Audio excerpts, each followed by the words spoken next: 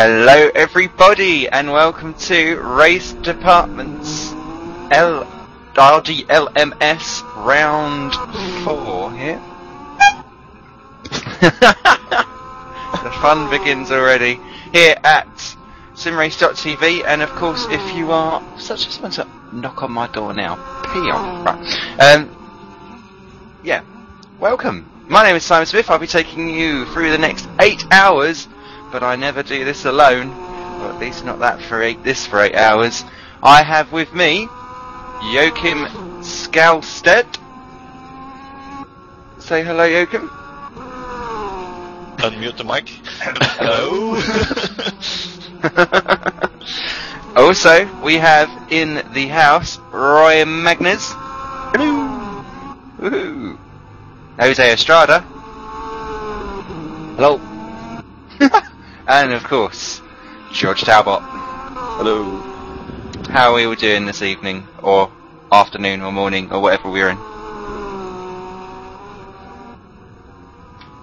Sleepy, it seems, because nobody's talking. There's always the awkward moment where 4 people are asked a question, someone has to decide who's going to go first. Well, go on then. Since you're talking, George, you should go for it. Go for it, dude. Well, seeing as I have such a positive voice, I have a sore throat. So yeah, I'm not feeling 100%, but we're here and prepared, and hopefully we have a great race today. So yeah, best of luck to all the competitors.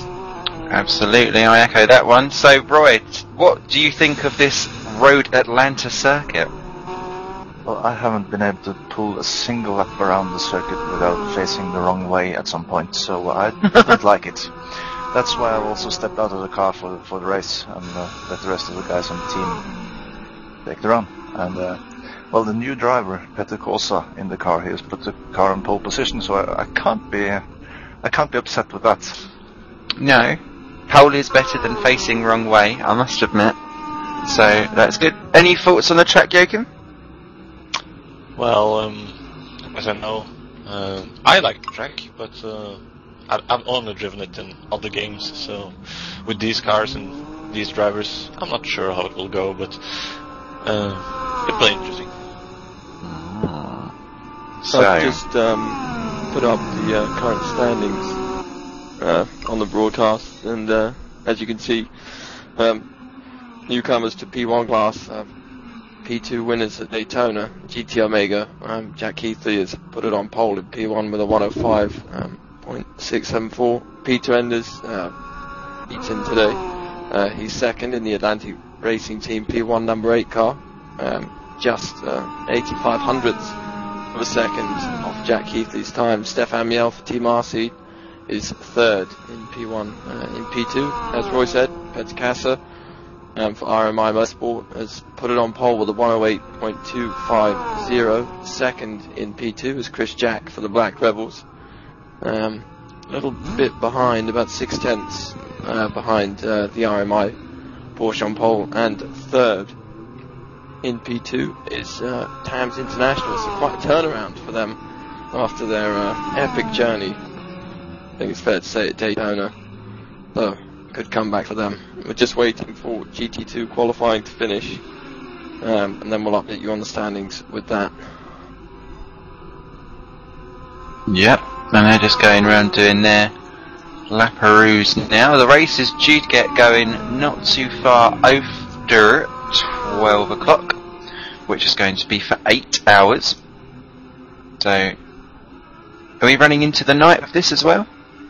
Sadly, with the track, there is only one sky, so it's going to look the same for the 8 hours. It's starting at 8 AM and finishing at about 4 PM.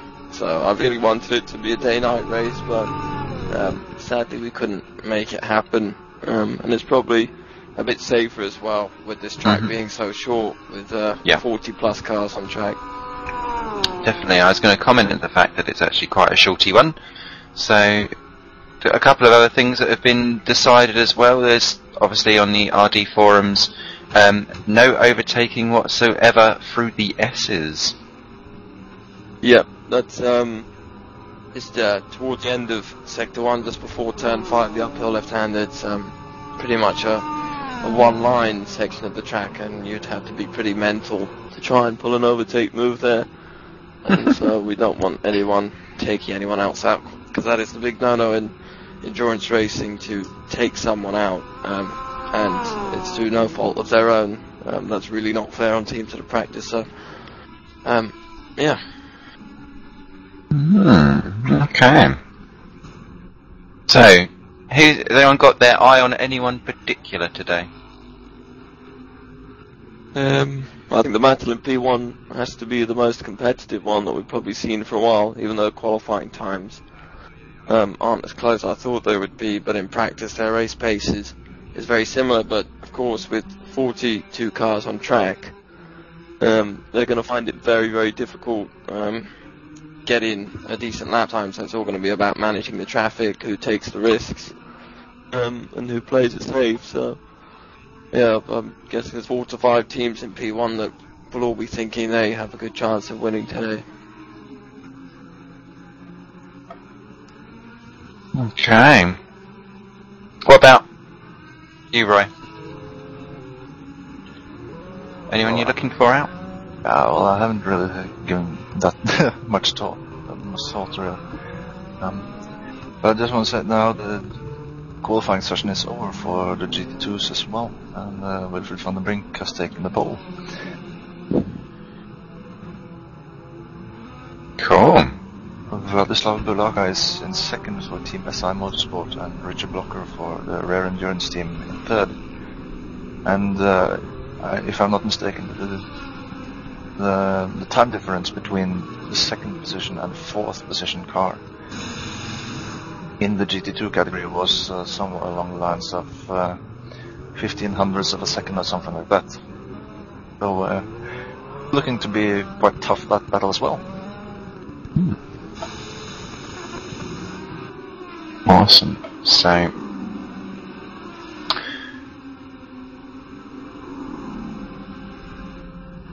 just scrolling through a few other things. I don't think there's anything else massively noteworthy about this track, except for the fact that it is relatively short for an endurance one, so look forward to seeing lots of action throughout the 8 hours, and of course we're here to bring you non-stop shenanigans throughout. Drivers are more than welcome to pop in for interviews throughout the event, should they need to or feel like they want to. And of course we have a chat room over on RaceDepartment.com itself, so pop over and join up with that so that we can chat to you directly. We like to make this as interactive as possible.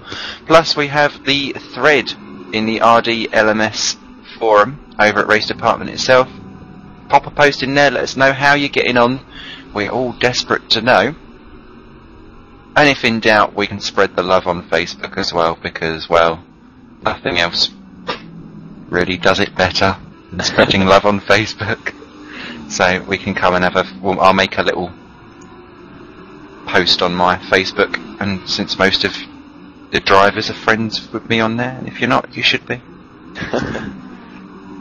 Well, we're just looking at the new GT Omega P1 car. It's actually the same skin as Season 2. Seeing as no one could be bothered to send me one, I put it in for them with some black wheels on it, and still looks pretty good. So take a look at P2 poleman, Peter. Hope I'm saying that right. I heard someone say it like that before, so hopefully that's right. It's a Corsa. Okay, well, I'm going to continue with my awful version, because I'm not good at putting on an accent. I'm not used to waiting for sounds. It's important to know that he's actually out-qualified some P1 cars. So he's 10th overall. I think he's ahead of 2 or 3 P1 cars. A great performance by Petter.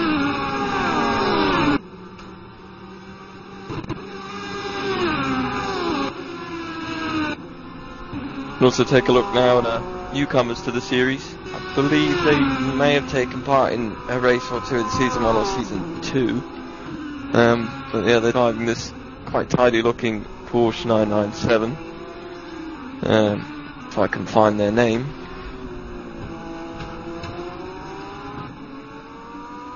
Someone help me.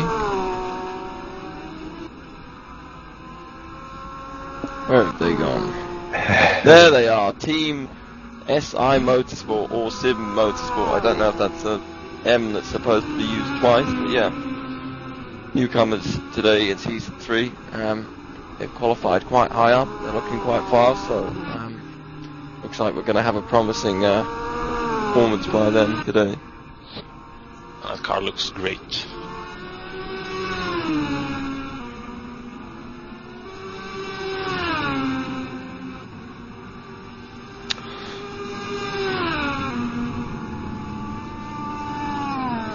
So, do we have any more newcomers that has stepped into the series?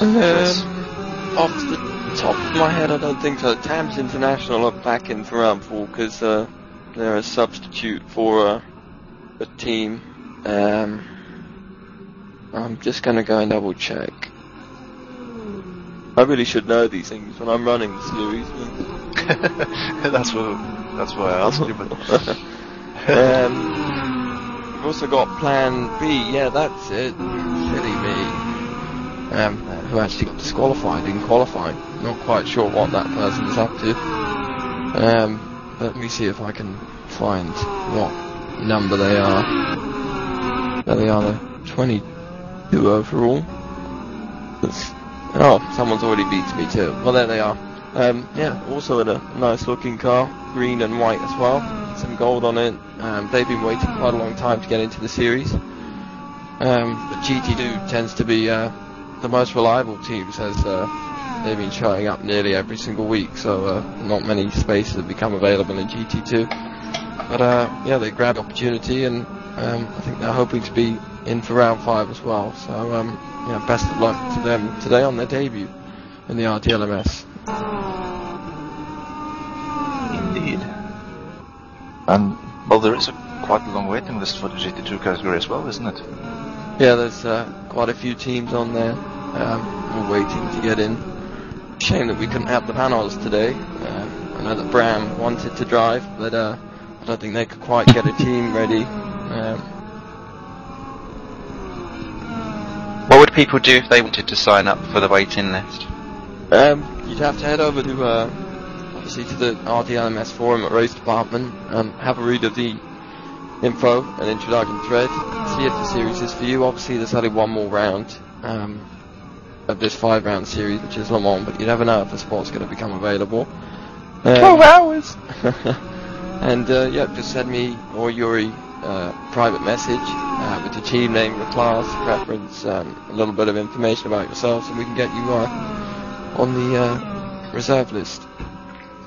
Awesome sauce. So when have we got Le Mans is going to be for next month, isn't it? Yeah, I believe it's February the 11th. Yeah, the 11th. Which is the same day as the WRC event in Sweden. Well, they're not going to get any viewers then at the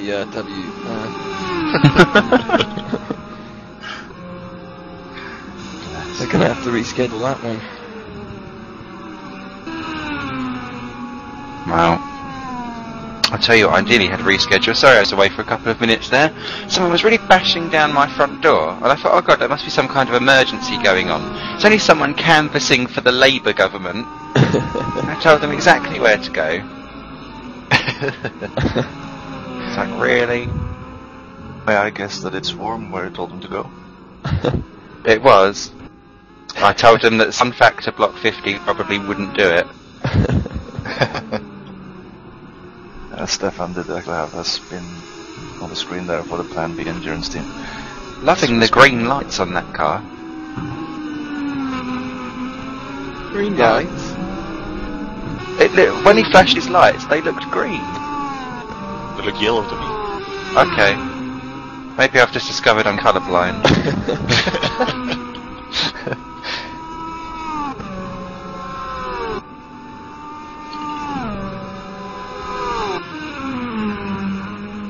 Right, so 6.5 minutes left of the warm-up session. Almost got... Oh, we're getting closer and closer to the green lights. We are indeed. So... I wonder who will still be here at the end, how many entrants have we got today? Well, it looks like we've got, at the moment on the server, 42 teams. Okay. And I had 1 or 2 late absence reports, so I think everyone is accounted for, which is good. It's good. Now, prediction time. How many teams do we think will still be going at the 8-hour mark? Go, George. Jesus. Sorry,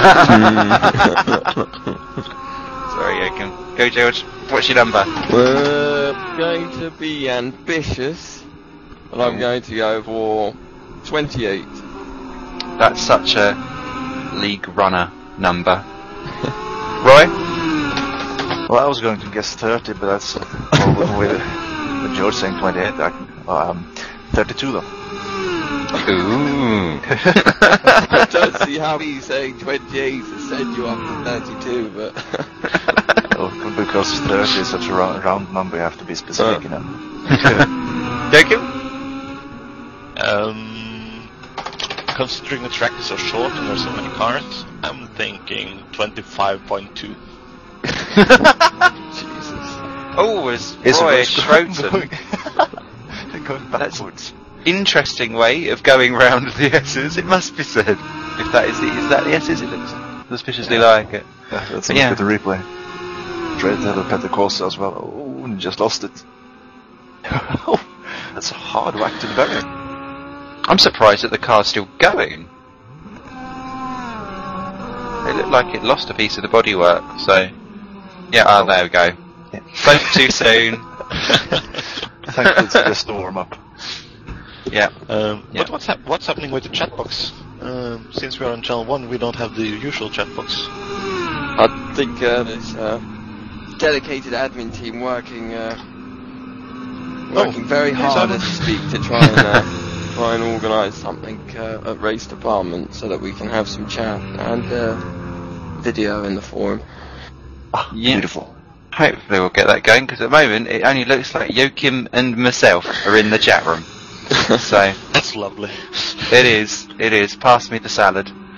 So I can send you my tomato soup. I tell you what, if Joakim is going to be famous in any other way apart from commentary, it's going to be with his own cookbook. Well, it's not for his mathematics at least. Well, I'm going to be the eternal... responsible for that. I'm going to be the eternal pessimist, and I'm going to say 18 will be remaining. You'll probably be closest. Just because, I mean, where we've seen a few people already spinning in the warm-up, which of course you're going to see people spin anyway, but it does seem to have quite a lot of gradiented curves around this track, and I do think that will catch some people out, as obviously they go from warm tyres and warm tyres to cold tyres, and just generally catching people out thinking, oh, I'll nip for the gap, because although it's an endurance race and you're supposed to kind of take heed and not really go nuts, everyone still does. So I can just see it being a eventful 8 hours here on RDLMS for you on simrace.tv. Ah, hello, James Johnson. And all of a sudden the chat box woke up. It is. I'm just taking a look down at the field on screen while the track is closed and the drivers are getting the final briefing. So in pole position then for the GT Omega Racing, it's Jack Italy. Second position for Atlantic team. That's the number 8 car, Peter Anders. And in third for Team RC.FR, it's Steph Amiel.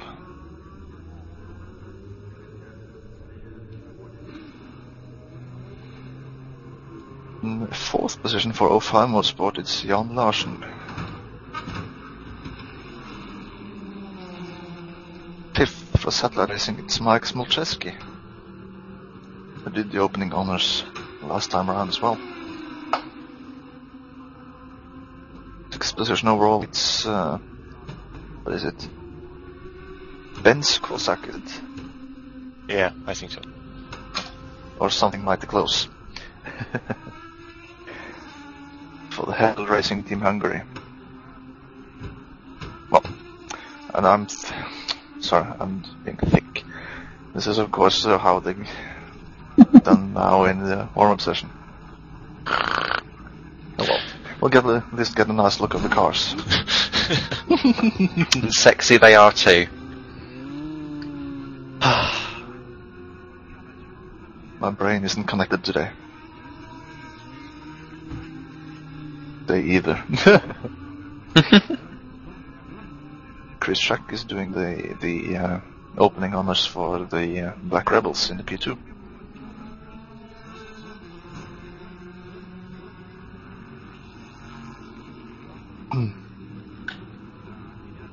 This is one of the PC sharing teams of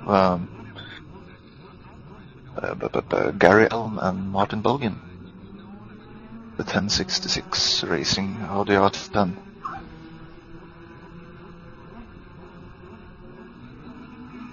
I swear they're twins.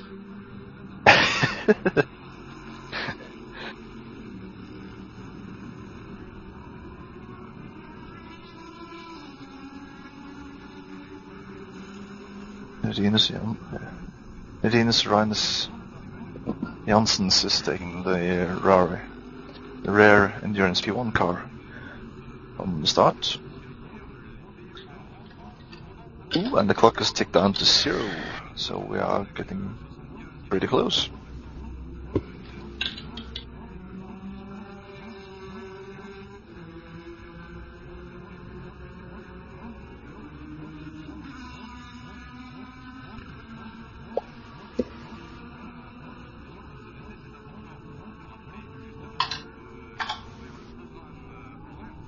Ooh.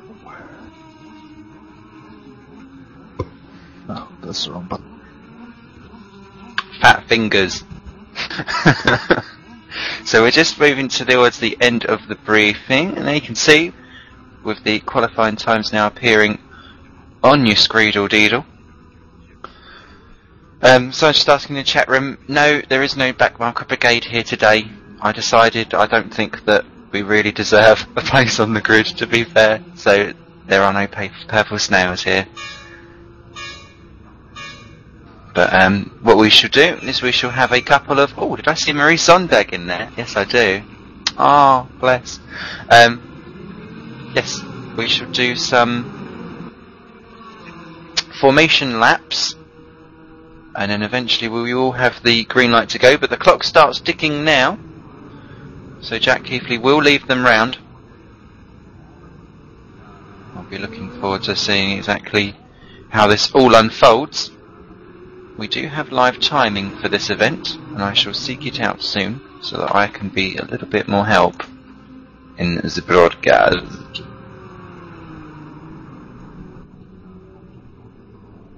I have this lovely banner on the RaceDepartment homepage now. 8 hours of Road Atlanta live now. That does look quite nifty.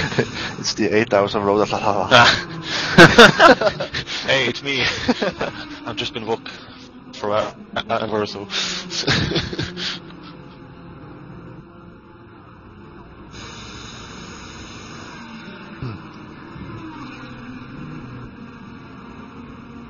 At least my English is better than my mathematics. Thankfully. Would never have trusted you to calculate my fuel.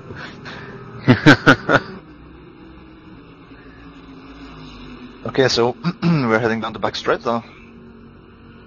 Looking. Well, it looks like everyone's organised because we have 3 classes with no one out of positions. Everyone followed the instructions. It's coming down to the final chicane. I thought they'd be bunched up a bit more.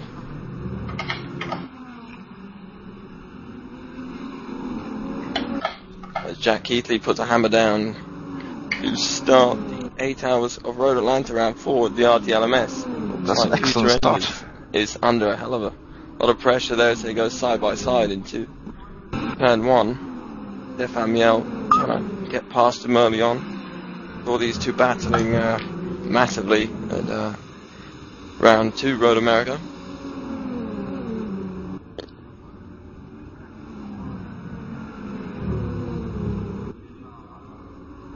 How far do they have to go to start passing? Before they can overtake his start-finish line, well, it looks like so far I think everyone made it through okay. I'm watching the P2 leader, Petikasa, and he's managed to hold on to the lead. Looks like everyone's doing okay. Looks like the GT2s are through turn 1 okay as well. Yeah, I can't see anyone down the back that's having particular drama, so everyone seems to be going okay. 27 seconds cover the entire field, just a couple of changes middle of the field. We've got a GNF, Adam Maciol, in the RDLMS Kenobi Racing P1. Just watching a replay now, he's crashed into turn 1. That's a hard crash. That was a very short endurance race there for Kenobi Racing.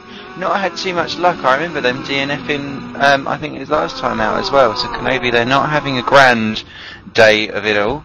So epic fail to start off there for Kenobi, and that now puts Stefan Sieta down to last place because he's also had a little spinneroo down the back somewhere, so that's not worked. But yeah, crashing on lap 1, not a good start. Jack Keithley leads from Peter Enders. Steph Amiel is third, Jan Larsen, Andre Martins, Mike Schlemeski, Brent Kozak, Adam Egbeer, and the bulging Alan Carr and David Nichols round out your top 10 of drivers. Well, it looks like 14th place overall, and there's a battle for second in P2, and it looks like Brendan Keksmarek in the R4R Motorsport car has got past Chris Jack and the Black Rebels as they head down to turn 10. Final chicane. He's got that move done down the back straight, got a good exit, and got in the draft and drove clean around the outside of him.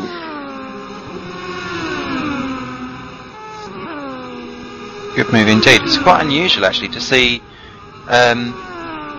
Chris Jack and Brendan Keksmarek so far down the order, because Brendan was saying that actually 6 AM is never a good time to qualify. Of course he's an American, so they're on a time difference, so he was desperately trying to wake up this morning. But I think that would have definitely got him some of his morning coffee driving skills going. He's already starting to pull away there from Jack, isn't he? Yeah. And the P1 cars are already lapping the GT2 cars now. Crikey. It looks like a little bit of contact there between, I believe it is 30th place overall, Atlantic Racing Team and UKNL Racing. A bit of contact going into turn 10 chicane. I think it was Roger Decline that was trying to put a move on Bartos P. I'm going to say that's one for me. Pickups, I think, would just fit. Yeah, but so far very impressed. It looks like everyone but one has managed to drive a couple of laps, eh? Who would have thought that would be so cool? Let's see how well Jack Keithley can manage this traffic. He didn't do too well last night on the practice server, so let's see if he can do better now as he comes up behind Jeffrey Ruskus in the 25M GT2 Porsche. Yeah, that the car we have on screen now, which is the Atlantic GT2 car. That's a new car for this event as well, isn't it? That's a new skin, yeah. They would normally drive a white and black car, but wow, if you would take a look at that shot of the traffic on the back straight, that is a lot of traffic on track. That is proper M11. It's not looking good at all. And I think this is going to be one of those races where that's why I think it's going to be pure attrition, is you can see people diving through on each other already as the classes start to intermingle, and we're only 7 minutes in, and I suppose this is like the endurance equivalent of like a NASCAR race at like Bristol, because everything is so squashed together, and you've just got to constantly watch and cover yourself as, oh, that looks so close going in just ahead, and somehow everyone managing to get themselves through. This is going to be a real white knuckle testing event, I'm sure of it. I think we missed a change, the second overall, and second in P1, Stefan Miels got past Peter Enders. Not quite sure how that happened. He has indeed. He's done a great job with the start. He's got just under a 2-second lead after 5 laps, and they've already passed the whole GT2 field. And we're looking at RaceDepartment for Downforce Racing. They have new colors for this race as well. Jumping away from their yellow and blue design that they had in the first rounds of the championship, moving into a red and green one. I was very disappointed to see that. I like the red and green, but I was a big fan of the yellow and blue. But I suppose it's a Ferrari, so hardcore fans will argue it must be red. No.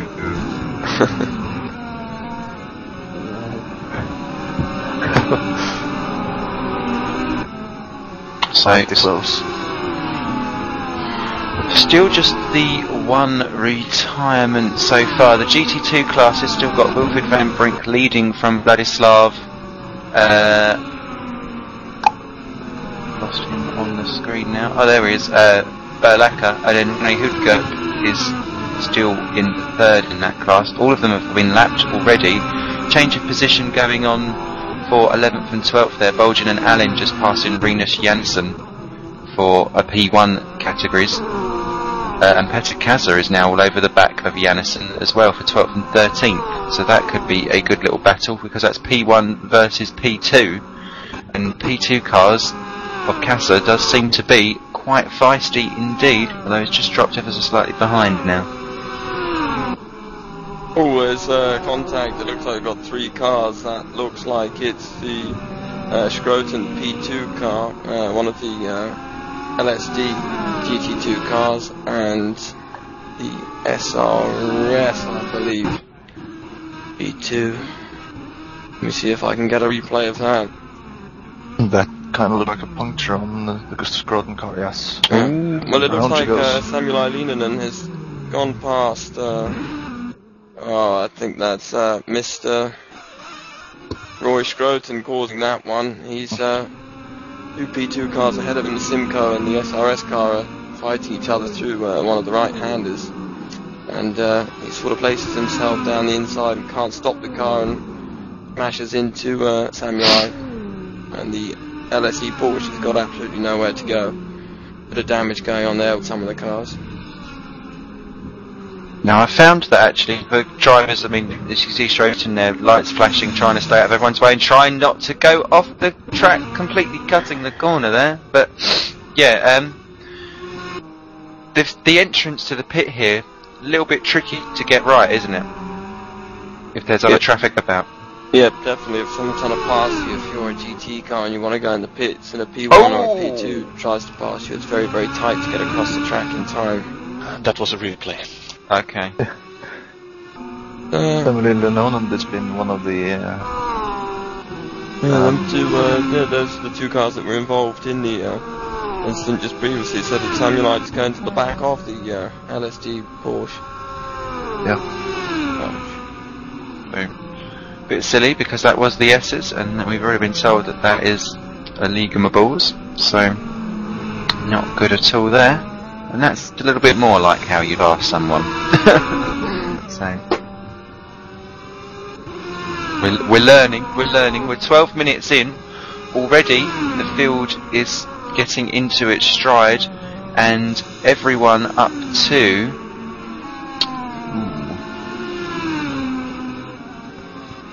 position 20 now lapped. Or 21st, Alsvejo is next on the list, so really starting to spread out, and I think obviously traffic's going to play a massive part in that. Schroten, I think, is in the pits from the 39th position. Yeah, it looked like they had a puncture on the left rear tire, so...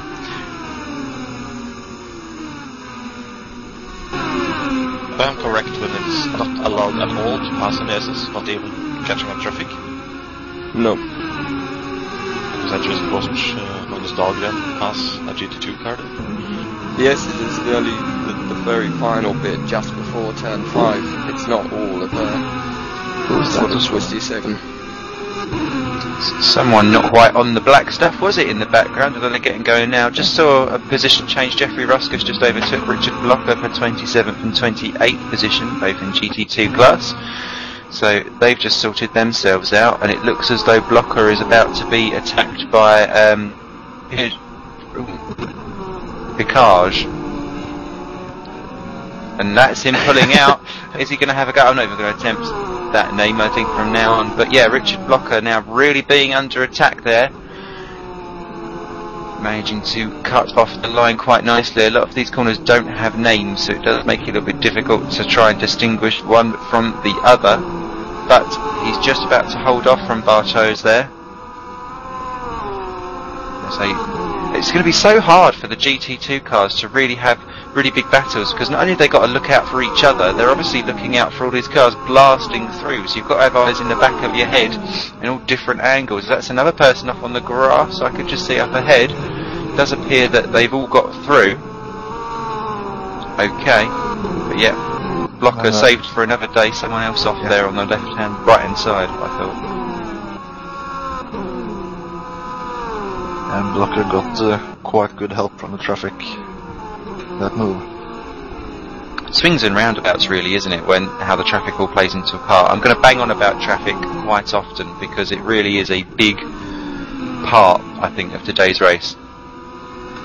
And especially when the circuit is so short as well. The GT2 drivers never will get any rest at all from the prototypes because, well, frankly, there are quite a lot of prototypes as well.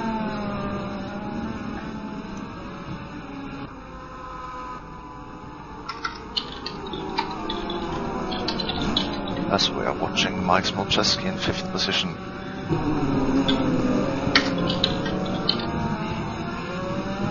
Making his way through some of the traffic.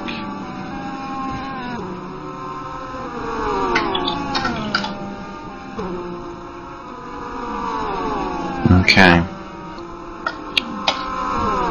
Thank you for reporting some sound issues in the broadcast. We shall turn ourselves up so that we are pumped up to maximum. And if someone gets any feedback from me and Roy, please let us know. Are they struggling to hear us then? Yeah, I've had a couple of people comment that you three are quite quiet. So, if you're able to turn yourselves up a smidgy-roo. Let me see if I can adjust something. Are we quiet, or is our factor too loud? Apparently I'm okay. It's just, does that look very close going through thing? But yeah. It's you three are too quiet. Okay, one moment. So we shall sort that. While we're doing that, a few other topics going on today. Of course, later on we'll be having my takeaway treat, so we can sort that out at some point, where you can all make me eat poisonous rubbish again.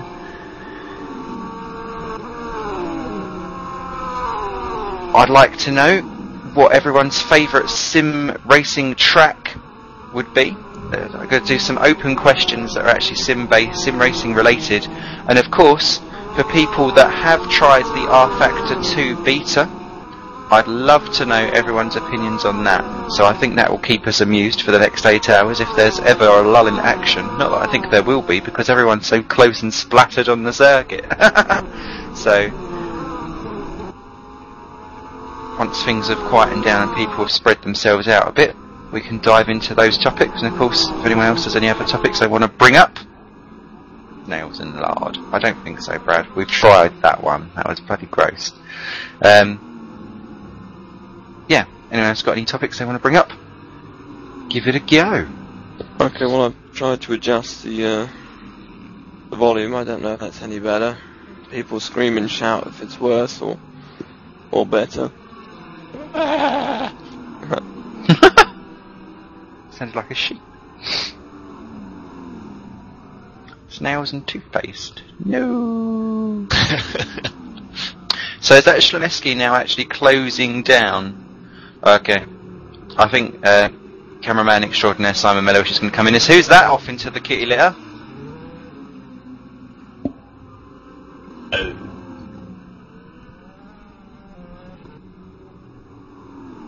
Don't know who that was, but I'm sure I'll look at it at live timing and see.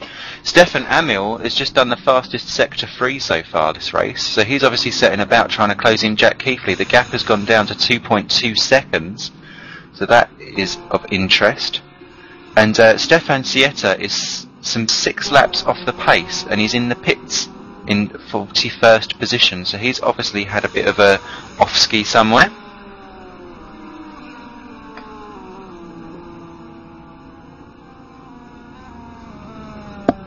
And he's 2 laps behind, well 3 laps behind every other driver now. So it looks as though he's in for the long haul to try and see if he could just bring the car home, as there's only the top 18 now on the lead lap.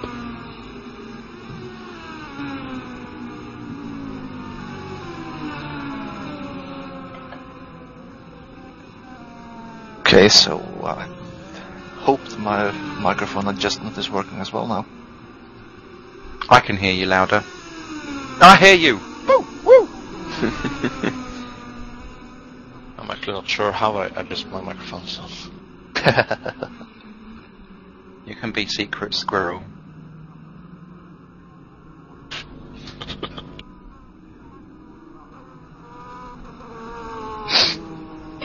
Okay.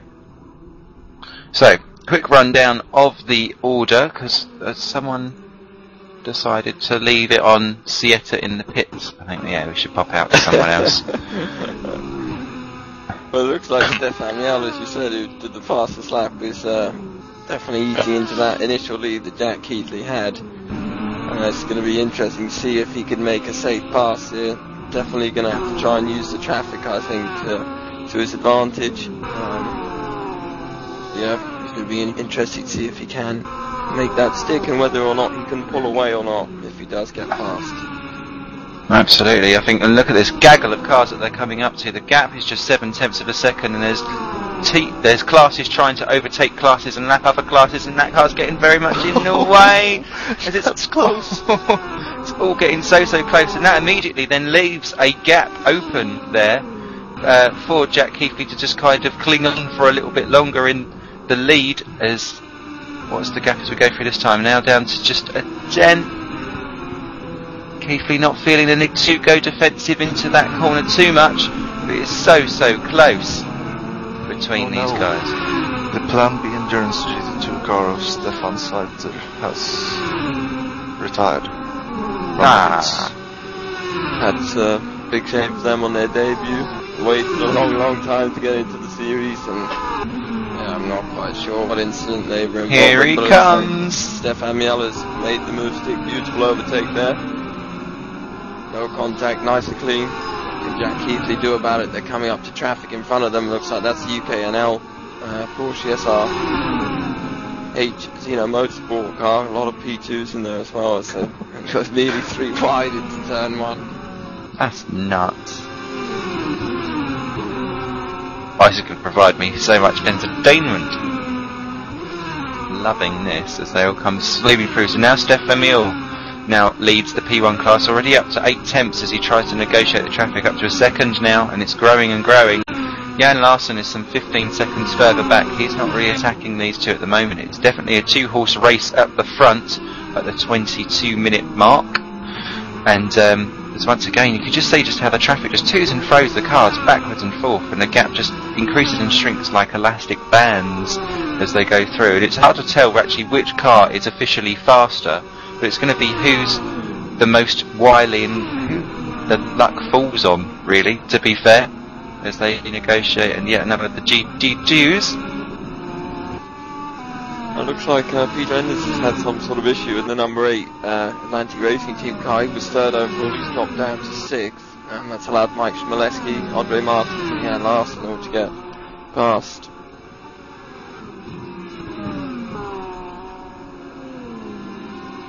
Yeah, he's had 2 very slow laps actually, on lap 12 and 13. He was in the 112s and 113, some 5 seconds off what he normally does.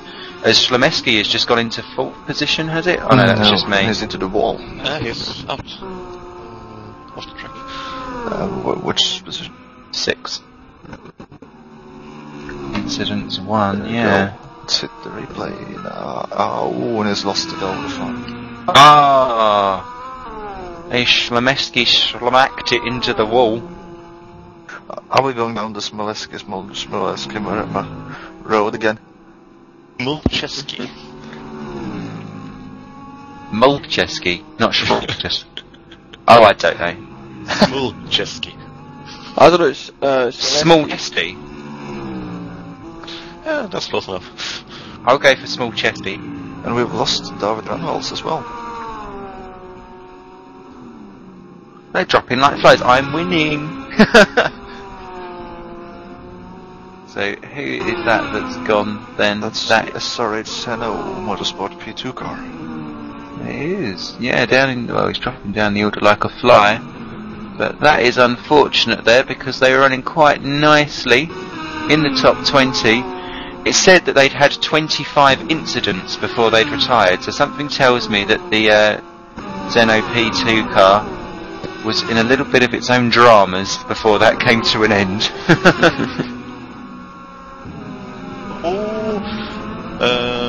Royce just passed 2 GT2 cars, causing one of them to go off track a little bit.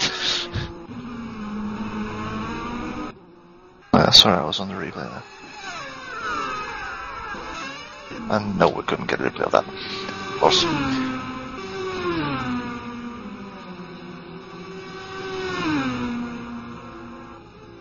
As Jack Keithley's just done the fastest middle sector of the race, the gap now between the leading two 1.3 seconds, so he's losing out. Closest battle that we've got on track is between 19th and 20th actually in the P2 class. Less than half a second separating them, although to be fair, Peter Enders is now closing down Andre Martins for 4 and 5 as well. But Azevedo just a couple of tenths ahead of Sarusi Peter.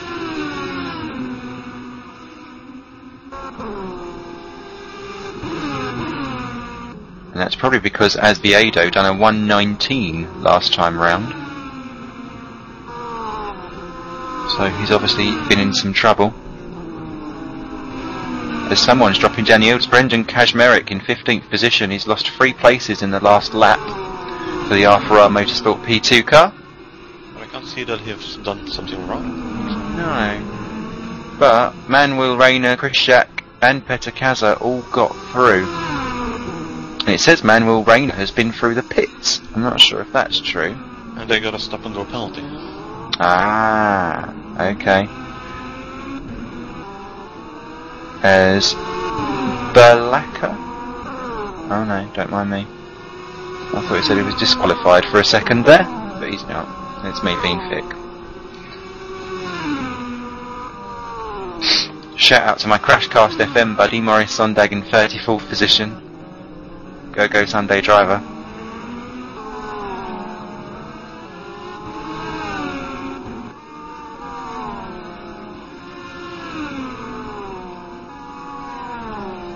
Field continue round.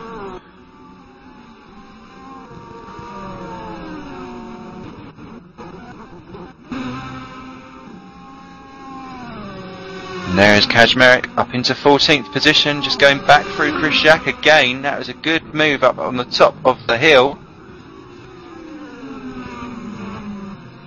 And well in time for that chicane at the end. And he's going to negotiate the traffic. A good job well done there by Brendan. He's woken up now, hasn't he? So, although Chris Jack I don't think is going to let that lie. He's going to go for a Jack attack down into T1.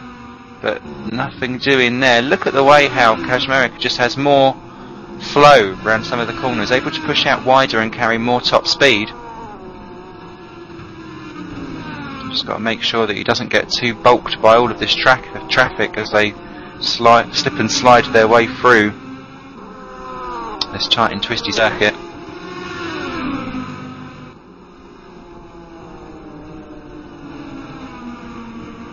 Just trying to fix some volume levels now. Yeah, we can see. But it's popping up on loads of different screens. I'm looking at 2 different monitors at the moment.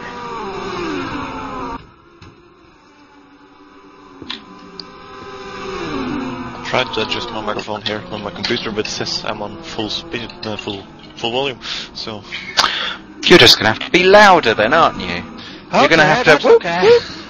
Yeah. When Roy goes to a party, he goes in silent mode. He's on the toilet now. So. Oh, lovely.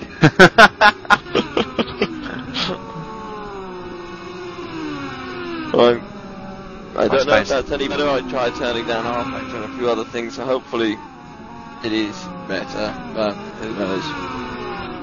Throw your toys out the pram if it's not. I wonder. Well, that's another.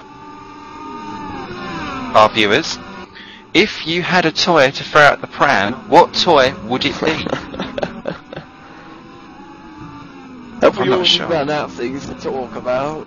Of course not, because we've not even approached R Factor 2 yet. If anyone's played it, we've got so much to get on about. But we've got 8 hours to spread it out.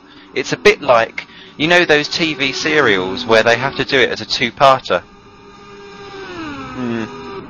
You have to spread it over 3 hours, even though you could really do it in an hour and a half.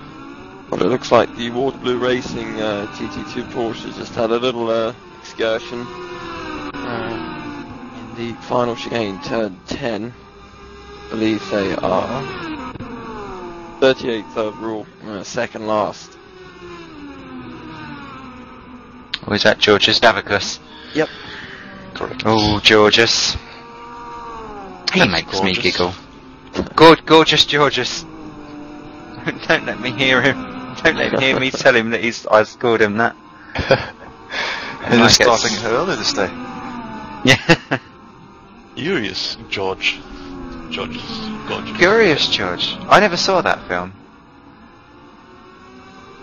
Well, it looks like Andre Martins has done what they did at Daytona, and he's allowed the faster of the two team cars, whereas Peter Enders is looking at the back of the BBM P2 car. He's fourth overall. Peter, we're not sure what happened to him earlier, but he's dodging his way back to the field. I'll take a look at his lap times. Managed to do a 107.8. Not quite sure what the fastest lap of the race is. I think it's around the 107.8. 107.4. 97, yeah. So it's not too far off, so interesting to see if he can catch the back of Jan Larsen in the 05 P1 car. It's third overall. Well, Bence Kozak has caught the back of Andre Martins. The gap was only 1/10 a while ago, although it's now half a second. But yeah, Kozak there is really hounding the back of Andre Martins. Kozak for Hell Racing Team Hungary, and Martins is for Atlantic Racing Team P1. So battle for 5th position starts, and Ashmore just dropped a position again. I think that's against the P1 car though that had the penalty. So. Yeah, that's true. That's true. yeah, Manuel Reyna up to 12th position. Not the last P1 car, that is reserved for the inseparable Bulgin and Allen, Siamese style. Yeah, Manuel Reyna. Next on their list is Petakasa, some 4 seconds up the road. So, what was that? It's a piece of bumper I saw laying under the bridge.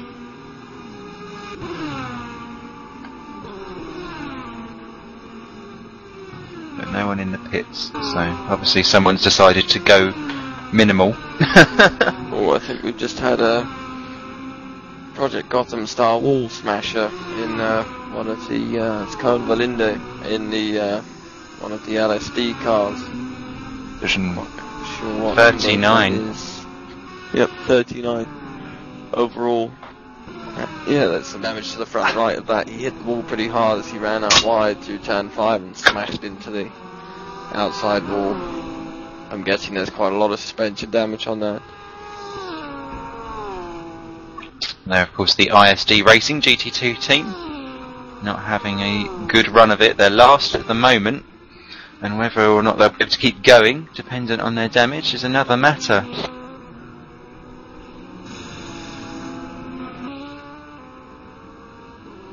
Still continue to stream through. A couple of answers to the what toy would you throw out the pram. James Johnson says his wheel. But you have to drive later, James, so I don't think Ben and Jack will be happy if you do that. That is true.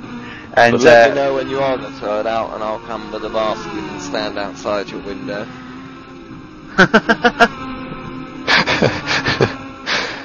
Simon Lewis says he'd throw his girlfriend. Oh, don't let her hear that. That is a Top Gear comment. That is. Bradley Vanian says, first of all, he said monkey with cymbals. Now it's you'd throw the baby out the pram. I think that might get you a call from social services, my friend. And some time inside a cell. Quite possibly. You know, that's the easiest way of getting some sleep when the baby's crying in the night. Am I the only one that's heard of chloroform? Oh dear. It all comes out now. And this in the early hours of the race. So Cohen Valinde actually is still going in 39th position. He's been lapped by everyone except the last two drivers ahead of him, Frey Lariz and Georgios Davicos. We saw Davicos in trouble earlier on.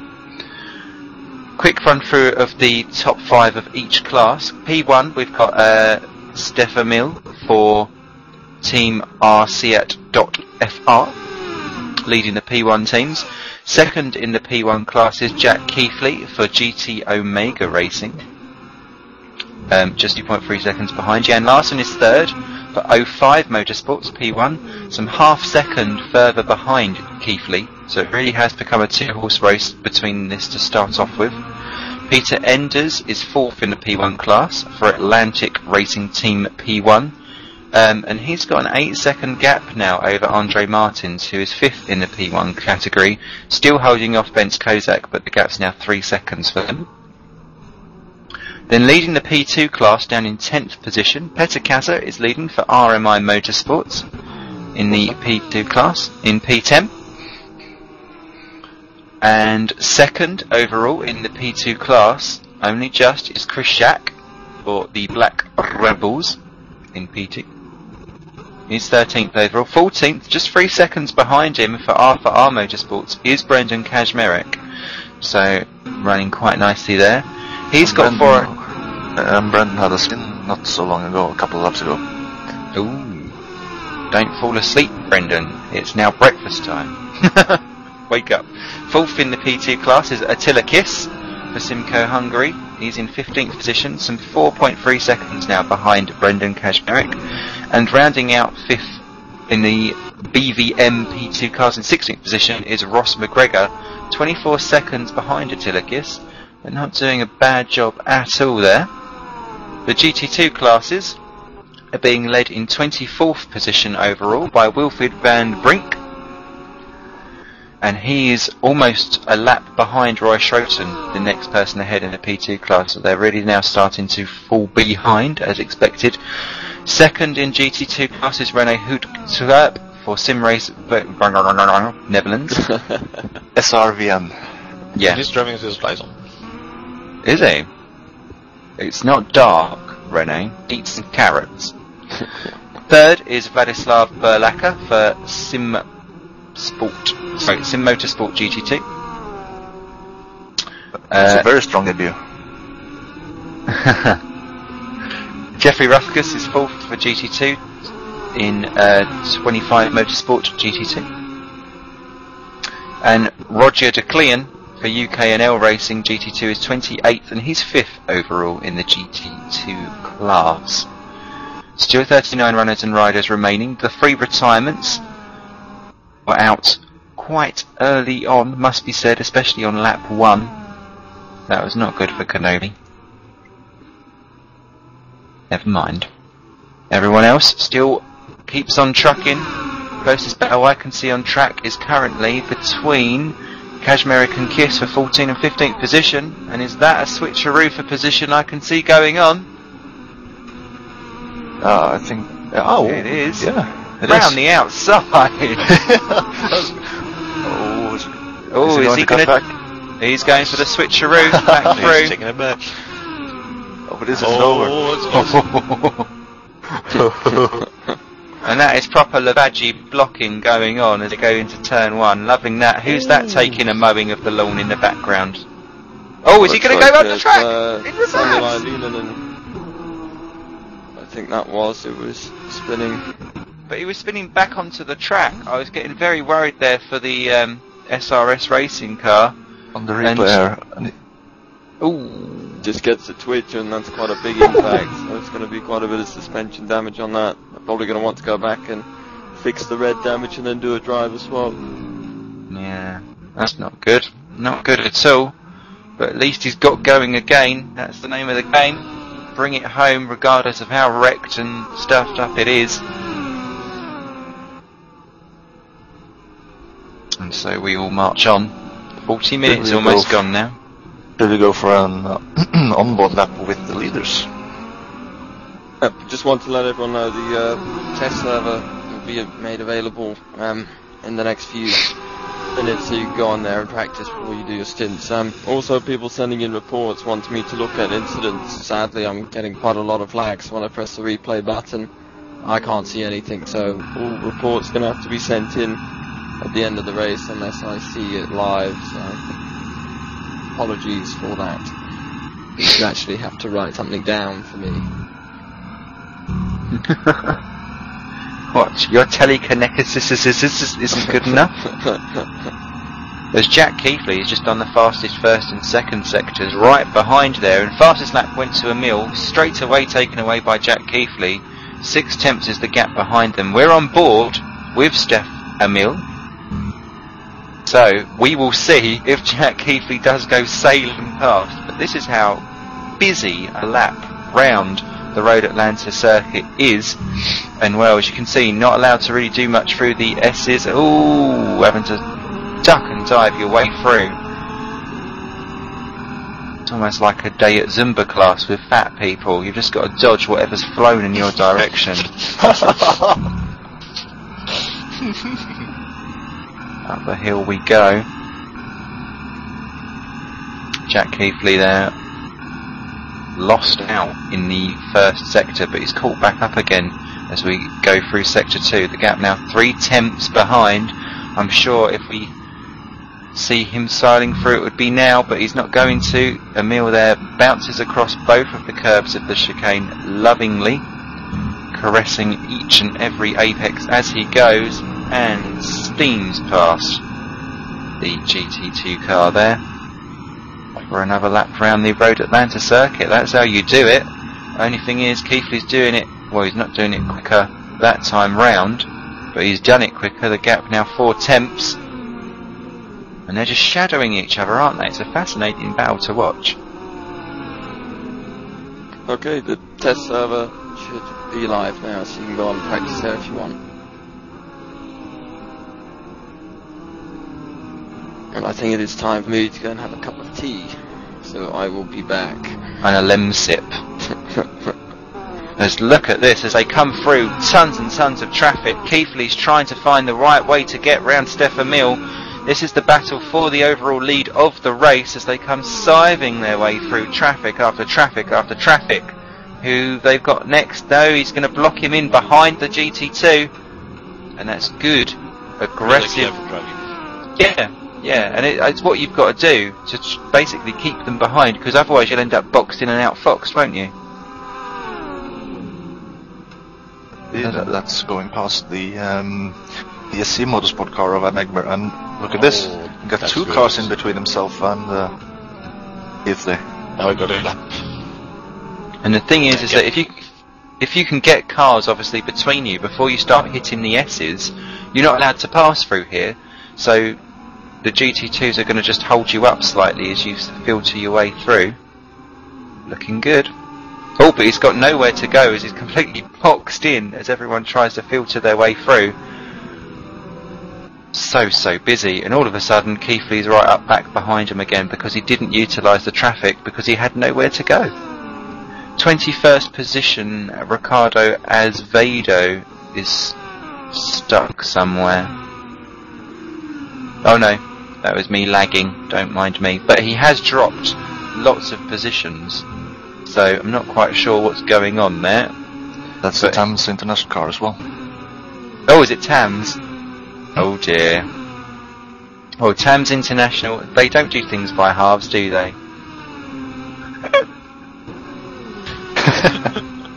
Where is Tommy today, actually? Because the Thames International should really have a TAM in it. Yeah, I agree. It would suit the name a bit better than it does at the moment.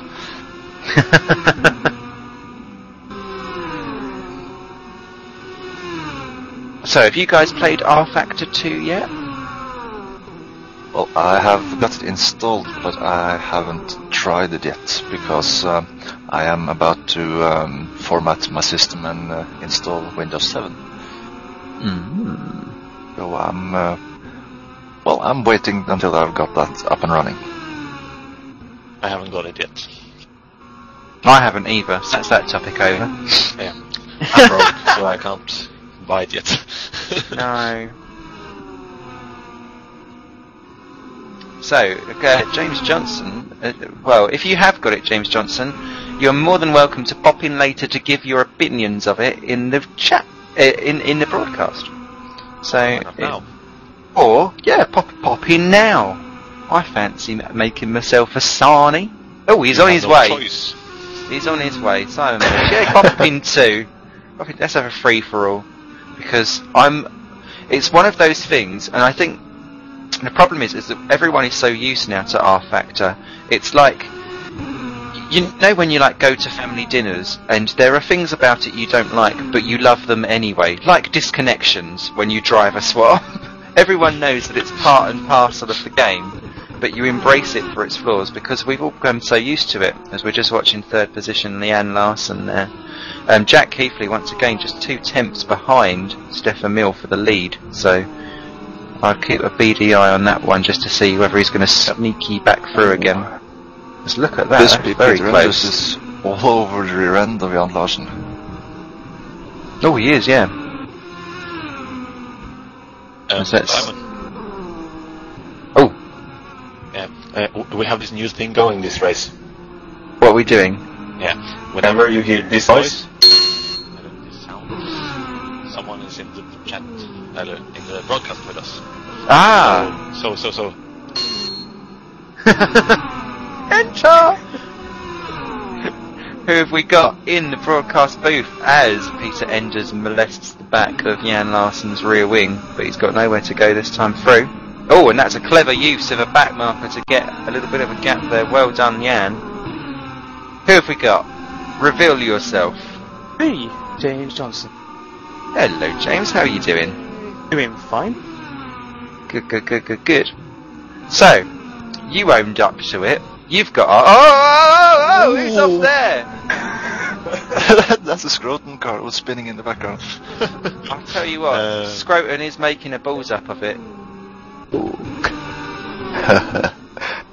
That will only make English people laugh, I think. So yeah, it's round he goes. Or just... Oh, who is that coming across the Petr His foot doesn't know quite how to come off of the accelerator, does it really? It's probably why he's so fast.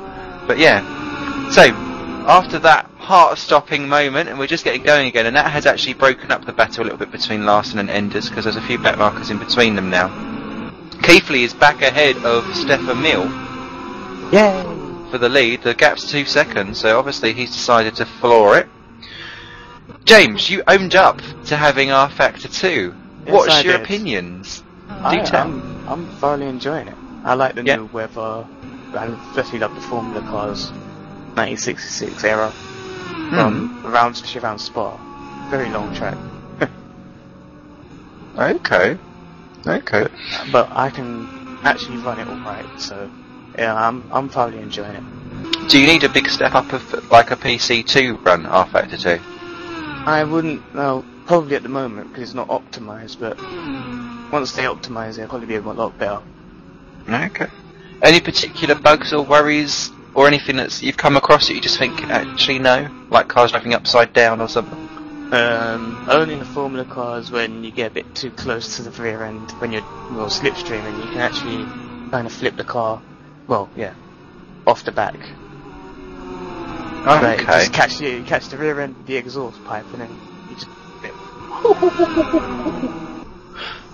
I don't know who we're watching, but that was proper zigzagging through the traffic there. I'm impressed with this. That is Jack Keithley. Oh, it is Jack Keithley, of course it is. Okay. So, favourite car? I would say this is a toss-up between the Megane and the Formula cars. Okay. And have you done anything with the rain? Yeah, it kind of, well, it's not completely finished because the aquaplaning's not in, but sometimes I run a bit faster because of that than in the dry. But yeah, I'd rather go in the rain. It's fun, especially when it gets a bit slippery in the damp. Okay, as once again, 3 wide coming out of turn 1. Jack Keithley just scaring the cars off the track onto the grass there. But okay. So, would you recommend people going for the beta now, bang on, while it's still in the beta process, or would you say wait for the real thing, or the actual released product? I would say you can probably get it now, but don't expect too much. If you want to wait for the actual release product. But if you can actually run it properly, I would say get it now. And have they got some kind of like feedback options where you can actually like send your feedback back to them and say actually this is a bit moosey? You can always go into say forums, or Scott comes along if they've done some of the RD races, he took down some notes. Okay. Cool. Looks like Georgios Davakos has had a spin in T1. Not having a good race. That Water Blue Racing PT2 Porsche. Quite a few incidents already. And that he is. It's not worked out well at all. Petacassa's in from the lead of the P2 class. He's pretty much the first person, if that's going to be a scheduled pit stop, to make a scheduled pit stop, to be fair. Not really seen him. It's gone around 50 minutes, so is Jack Keithley and Stefan Miller in the pits as well? So they're all coming in now. It's going to be interesting to see this pit lane because it's quite long, but it's very, very tight, the opening boxes. So I hope that people do read the entry list. You've all been assigned a pit group. So yeah, very, very. If you're between 1 and 5, you have to go in very, very tight. Oh, someone's in the gravel in the background there. Looks like Jack Keithley has overtaken Stefan Miel. I don't know if that happened before the pit stops when I was away, but during the pit stop, Jack Keithley's come out in front of Stefan Miel. I think it was before. It was before the pit stop, so he switched himself through. This is looking very, very close. Brendan Keksmerich getting very close to Stefan Miel and the downforce Ferrari, I believe. So Jan Larsen leads 05 Motorsport in the P1 car from Peter Enders, who's not too far behind. So Peter Enders has done a very good job of closing down that gap. I think it was nearly 10 seconds at one point. So I think we saw this at Daytona after Peter Enders served his penalty from a previous round. He went on a mad run, although they're both coming into the pits now, so it'll be interesting to see if they're running different strategies with different tyres, or whether they'll keep the same tyres on or change them. Definitely putting a lot of fuel in, so looks like all the front P1 runners are on the same strategy as we've got more P1 cars coming in. That's the satellite car and the Hell Racing Team Hungary car in as well. And I haven't seen more than the one P2 car in just yet either, so it looks like everybody's running a slightly lower boost setting in the P2 category than what Petter did for the first stint. But it looks like Peter Enders hasn't changed tyres and Jan Larsen is changing tyres, so Peter Enders is going to come out in front of Jan Larsen. How is the tyre wear around here? It's not too bad with the race taking place so early in the morning in game. Looks like Georgios Davicos has spun again in T1. Yeah, he's off. Oh, he hit the wall. Yeah, track temperature is quite far down, so it takes a little while to get the tyres up to temperature. Yeah. I don't think they wear too much here. It's not too demanding on the tyres, and that's why I think we're seeing Peter Ender's double stint some tyres here. Okay, Schlemes is in. Later on though. Yeah, I mean, we're starting 8 AM game time here for this race, so obviously a little bit frisky in the morning. Well, we're not frisky, what's the word I'm thinking of? Brisk in the morning. So yeah, Schlemeski in. Georgios Davicos, that was a bizarre spin. That was very... reminds me of Barrichello in Melbourne this year. Just driving on the grass on the straight. No wonder you're going to go off when you brake. So Davicos, they're still going. So, and we saw this last time with Davicos. He was in all sorts of trouble before they got home. He's now got past Cohen Valinde, because Valinde's been in for a 3-minute lap. So yeah, he's had an issue his last overall and gone into the pit, so he's had a smash somewhere. Yeah, because he had a 1:52 sector 1, so that must be in the pits. Bence Kozak has been in the pits as well. Emmanuel and Rayner for P1 are the last ones to really pit from that category, because everyone else has. Adam Egbeer really losing out down in 14th actually for the P1 category, so he's really lost out in the pits.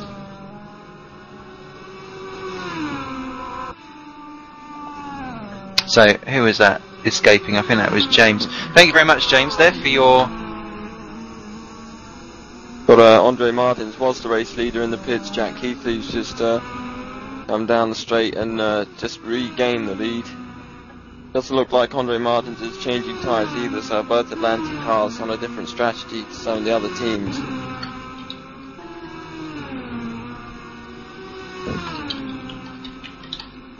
Also got the 1066 Racing P1 of Bolton and Allen car, that's in the pits too.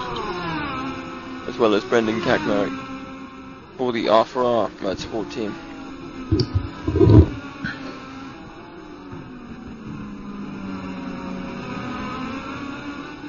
Okay. Well, while they're all taking a pit stop, I'm going to take a pit stop. So I shall be back in just a mini-moon. I shall hand you over to the capable hands of Joakim Ryan George. Regret that. If I come back and there's just flames across the screen, I will blame. La la la! I'll blame you guys. And Brendan Kaczmarek is into the pits. Or the R4R, no. Oh, yeah, R4R spot. Well, he's out of the pits.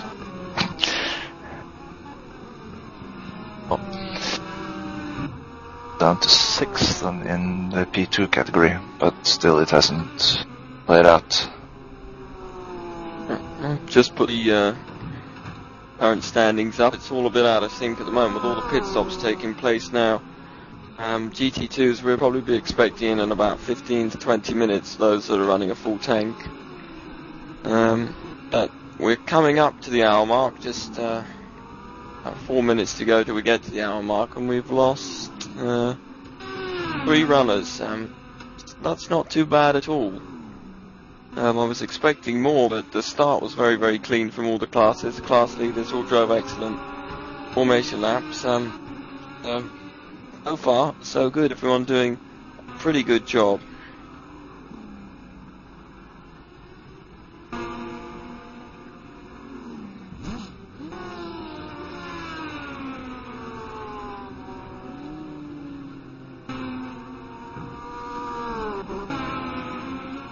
Yeah, it has been a couple of spins, but touches to the wall, but doesn't look like it has been too serious just yet.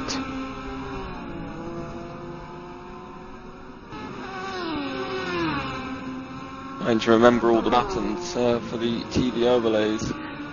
It looks like you've got that covered. Yeah, I have written it down.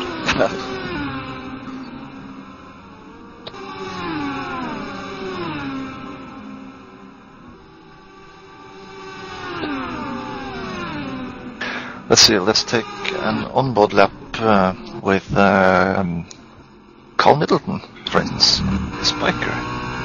GT2. Good to hear the fantastic in-car sounds of that spiker.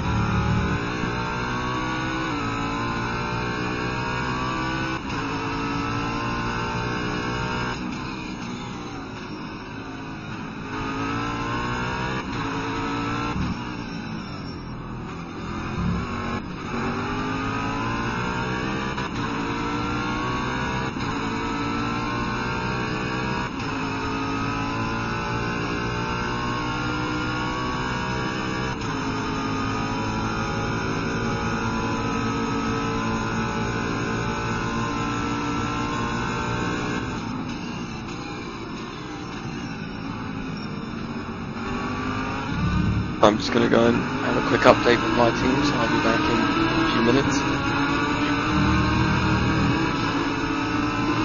And he will regret that even more. Okay, look on the right hand side, we shall have P2 car. AMS International car. Sneaking along. Going past for another lap.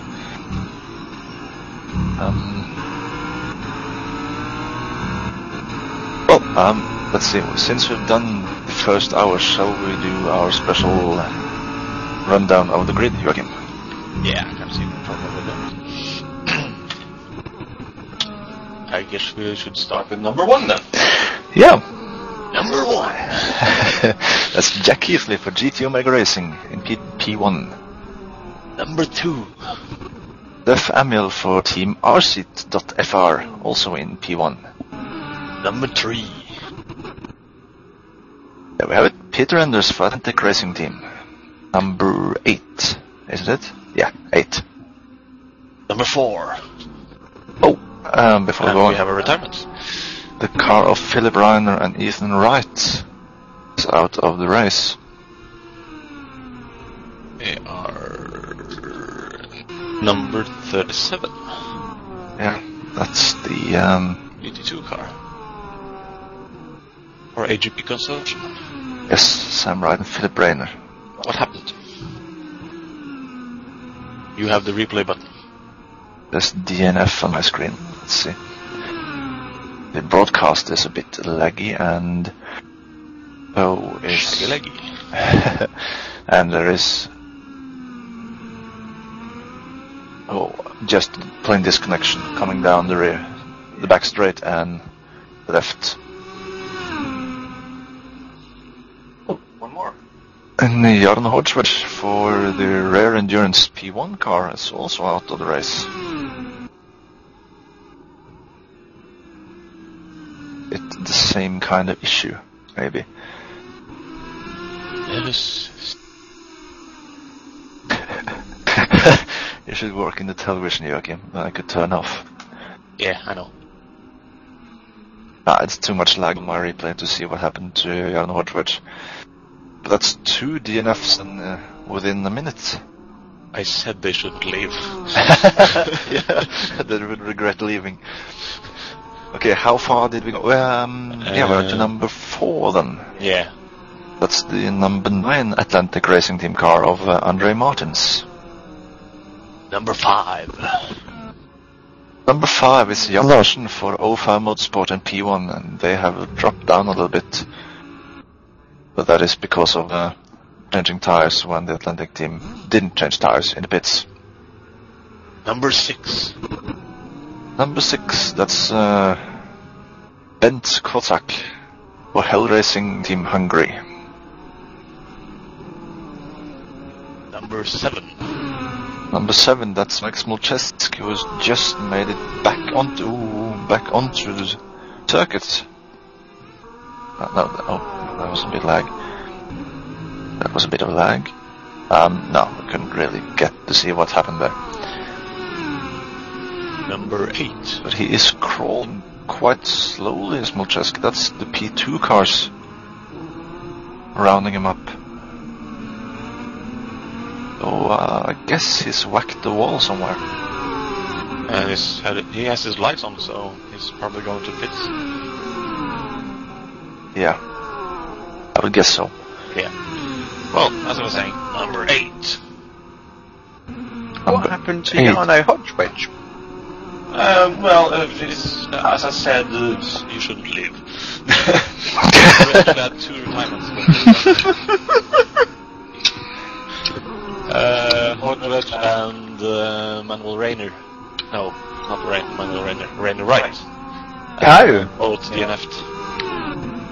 And also, Smolczewski is on his way into the pits after smashing the walls, I think. Joakim. Sorry. I didn't mean to. Well, we were running through the standings, but of course now everything has been thrown back and forth. Let's continue with number 7, shall we? There was my mic. Yeah, number 7. Number 7. At the moment, that's Chris Jack for the Black Rebels. Number 8. Number 8, and they will lead in the P2 category. Number 8, that's Adam Egber for DSC Motorsport. Number 9. Number 9, that's David Nichols for Satellite Racing P1. Number 10. Number 10, that's Ross McGregor from Black Vice Motorsport P2. What on earth are you eating, Simon? Well, it's a cheese sandwich with lots of Dijon mustard in. Is that your nan's birthday present?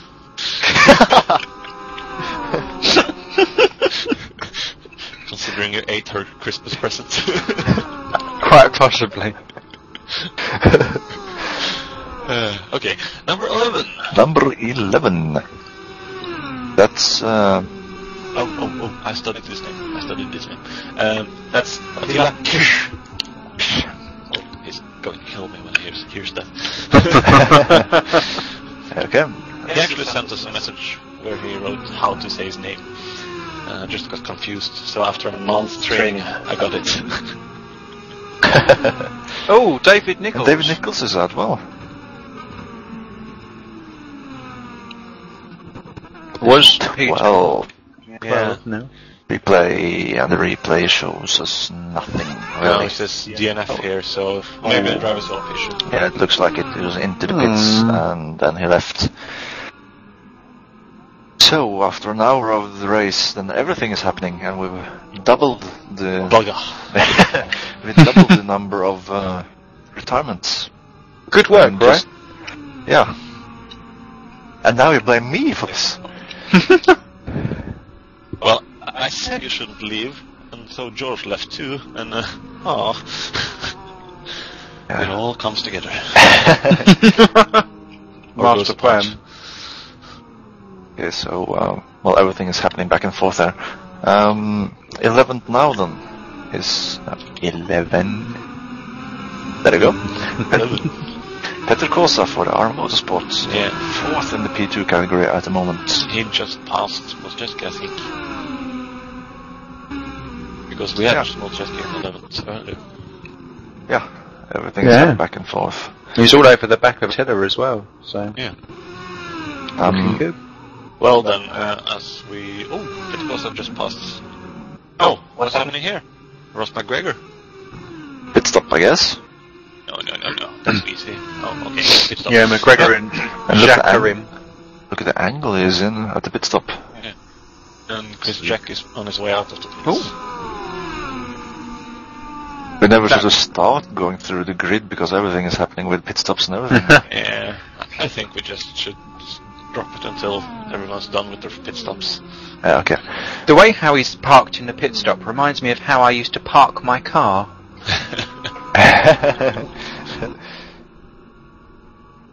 Patrice de Rijk is in the pits.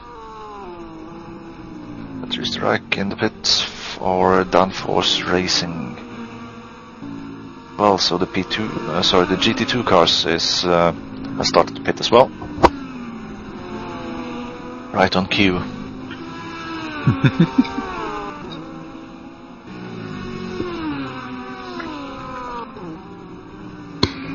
So did you have a good Christmas and New Year? I've not spoke to you since. Well, I had a good Christmas. I I guess, spent some time with my family. My girlfriend was with her mother, so we didn't spend Christmas together. But yeah, this happens. So, but yeah, I had a good Christmas. It just means that you could eat lots. Yeah, but I eat lots all the time, so. No change there. You can call me just waste bin when it comes to food. Yay. Good stuff. What about you? Did cookies. you have a good Christmas? Yeah, I had a quiet actually. It was a quiet one, but yeah, Christmas and New Year were good. I enjoyed myself. I ate lots. Got some games. Had a very, very drunk evening, which involved me injuring myself with a PlayStation Move controller. So yeah, I think Christmas went quite well. Well, That sounds like a good story. it does, but yeah, it's not going to be aired. But Early in the evening for that. yeah, we need the watershed for that one, and I think we finished before. But yeah. The only thing I will say is that this year has been pretty awesome because I've finally been made permanent in my job. Woo! Woo! Congratulations. So, 2012 has been very kind to me already. And I also believe you have a new,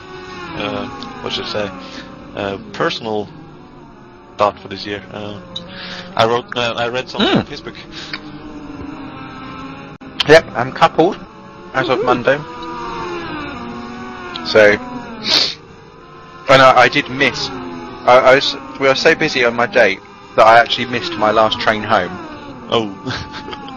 So, I got a little bit stuck, but never mind. I wouldn't say ladies' man, James. You don't know me very well.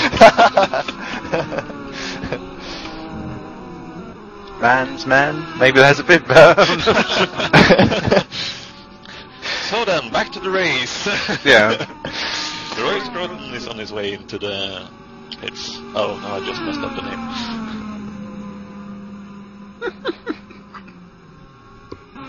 Groton, yeah. And I see the satellite racing cars in as well. The satellite GT2 car. Oh, come on. Way too early to start messing around with this. That Ferrari in the pits looks great. Who's that? Yeah, I'm trying to find him around. It's Matt Strand. Oh. Welcome to the race, Matt. Well, didn't he drive the car from the start? I didn't see his name on the list. Okay. I'm really not a pimp.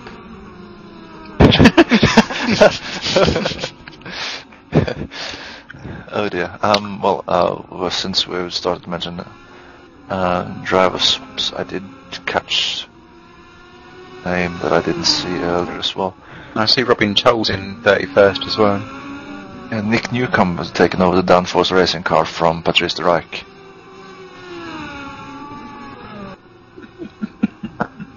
And Roger de Clean is driving the UK NL car. I don't really remember if he started the race either. He did. Yeah, okay. So I've basically gotten all my names wrong then. I don't remember Marcel Percheski in 34th position. Persk, sorry. I'll just English everything. That's okay. Excuse me. World Connected Competition 34. Did you watch R-Factor 2 live stream yesterday? No, I missed it, but I do plan to watch it. Because I've desperately tried to avoid anything R-Factor 2-y, because I don't want to spoil myself. Do you know who was commentating? No. I never got a name. Was it last night talk about? Yeah. I believe it was someone called Adam Smith. Yeah, that sounds correct. But I'm not sure. I've never really heard him before. No, me neither. But I don't know. I'm sure he sounded pretty experienced, so... Well, Cool. I'm not the one to criticize anyone for commenting, because I'm not the best one myself. I was actually quite bored. But Well, did he it's- talk about the race though? That might be why. Yeah, but no, it's not that. Just he was great with the race and all the drivers and all that, but there was no enthusiasm. Aw. Well, I didn't win that competition, by the way. Liam Jenkins won that, who I Yeah. think commentates for FSR. Yeah, Yes, it is. Ooh. I know. I've decided that even though they've not told me, I was runner-up. but Liam was a good winner. If they don't tell you, does that mean that you're unplaced? I was too good for the number 1 slot. Those Carl Middleton. What was the award? It was to commentate on the first night of this Autosport International event, which I've never heard of before, but I'm assuming that it's got some heritage because there's quite a few big named drivers going there, like Alan McNish. Never heard of it. I haven't heard of the event, no. But you have heard of Alan McNish, though, haven't you? Yeah, You yeah, shouldn't yeah. be commentating on an international race if you haven't heard of Alan McNish. I have heard Alan McNish. Me too. Only once or twice, and generally in big loud bangs. But Isn't he the doctor or something? I'll tell you what, the gap between Jack Keithley in the first position and Steph Amiel in the second position is now up to 17 seconds. wow. Well, that's ruined that battle for the lead at the minute. There's a battle for the lead in P2. Attila Kiss has been slowly catching Petakasa the last few laps. The gap is at about 2.5 seconds at the moment. Oh, yeah. Also looks like there's a close battle for the 11th overall, which I believe is actually a P1 car. Maybe I've got this wrong. No, Schlemeski's only just overtaken Jack, actually, because he was behind, so... And then I think Chris Jack is in front of another P1 car, so 2 P1 cars sort of out of Manuel position Reiner. there. Well, was it Manuel Reiner? They were the ones that had the penalty, was it? Yeah. Yeah, so that's why they're running behind. Wilfried Van Brink, leader of GT2 class in the pits from 22nd, so who's finally decided to stop for a quick refresh. And Van Brink actually in the P2 class 2 laps behind Schroten, who's the next one up in the P2 category. So you can see GT2s really have dropped off the wayside, whereas obviously, just like normal, the P1s and P2s are a little bit intermingled. Well, it looks like there's a battle here for 25th and 26th overall. I believe this is for... I'm not quite sure actually what it is for in class, but it's between the new Sim Motorsport team and Atlantic Racing teams. They go side by side down the back straight into the chicane. Looks like the Atlantic Race car will have the initial advantage, but if you hold the outside, you get the inside for the second half.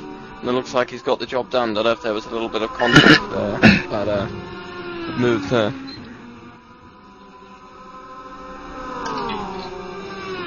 What happened with Van der Brink, Joakim? You spun the car. On the car? You spun the car. Oh, did he That's get help? not good. That's a car I'm supposed to be taking over. Oh, did you... Actually... Oh, Manuel Reiner hit him in the back. Yeah. Oh dear. That's my car! Manuel Reiner car was nice though. He waited for him to go back on the track. So. Sadly, I have just seen a replay of that, and that's not very acceptable.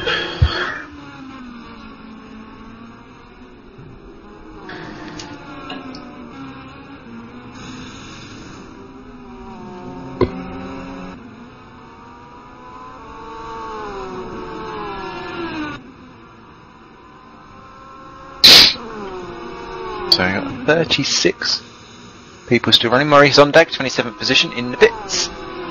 Go, go, Maurice on deck. Do, do, do, do, do.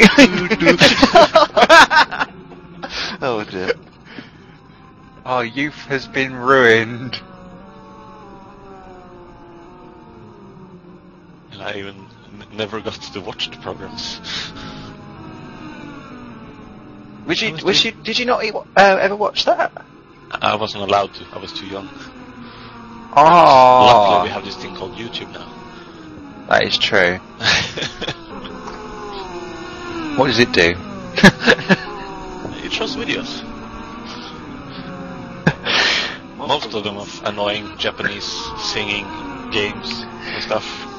Do you not tell me that song did not stick in your head for days? On Oh, believe me, it stick in my head. It's still there.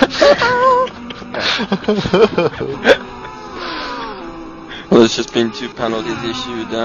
One to the Manuel Reina car for the punt on the 05. Well, and Ricardo Acevedo for overtaking the S's multiple times. Please don't do that if you are his teammate. Go on to TeamSpeak and tell the person to stop doing it, and next time to read the race briefing. Told. Yes. I think next time if it does it again, it might be something more like a 60-second stop and go penalty. Wow. Completely unacceptable.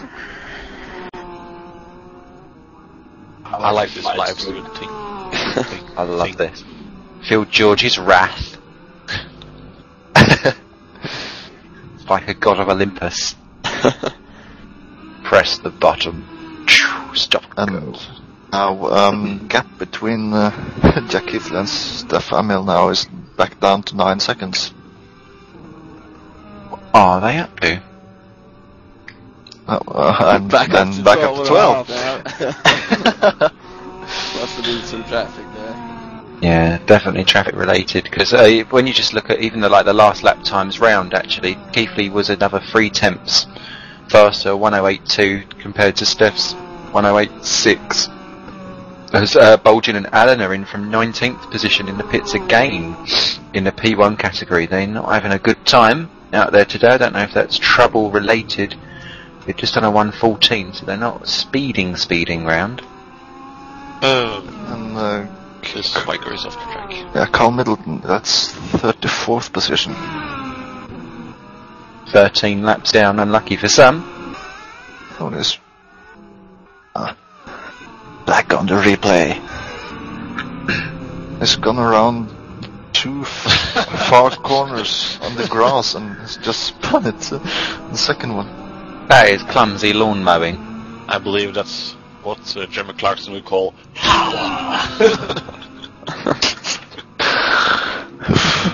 Oh well. Well, it doesn't seem like it's got any damage to the car. So, no. Not hitting anything at least. As Viedo, it looks like, is in the pits, as is Bartosz Piaget. I think Acevedo's having his penalty. Hopefully that hammers home the point.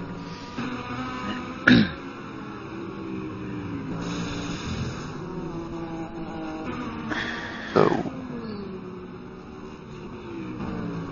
who haven't we spoken a lot about?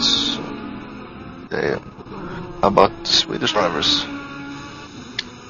Go on then, give us some IKEA racing. driving. Who's got the flat pack in the back then? Come on. Magnus Dahlgren behind the wheel from the start of the race. Well, I gotta say, these 2 guys, Dahlgren and Holgren, they're doing it pretty well. There are only 2 guys in the team. Yeah, they've always been good runners in the RDLMS and always attended. Looks like Stefan Miel has had some issues because the gap is now up to 20 seconds from Jack Keithley. So he's seen quite a lot of traffic as well at the moment, Steph. Yes, although his last lap was 3 seconds faster than Keithley's, so I'm not quite sure what was going on there. Obviously, retired. Holgren and Allen has retired. I could see actually that in the live view in the T20 that they were on, it had like smoke coming out the back. So I don't know if that means anything on the live view. This is all new to me, this newfangled technology. They're in the pits. Just trying to watch the replay. It was Defray and Lauriers are in the pits in 32 as well. Quite a bit of lag, but they were in the pit box and then returned to garage. I don't know if their engine went off, if that was a disconnection with an attempted driver swap or a rage quit. Well, they're on a shared computer, so... Oh, yeah. Someone must have sacked it out. Maybe they just fell out the seat. That's the driver's op issue. I believe they pulled out the plug of the computer or something. And they're fighting each other. Well, I want to drive!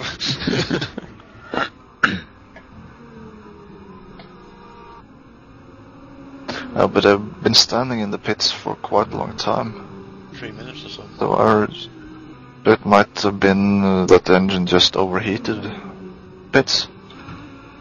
Well, if you're changing fuel and tires, you really should switch it off.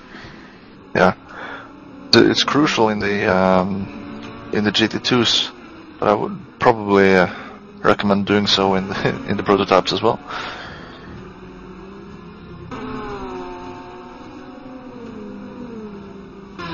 But back to the Swedish drivers. Only 2 guys to share the car.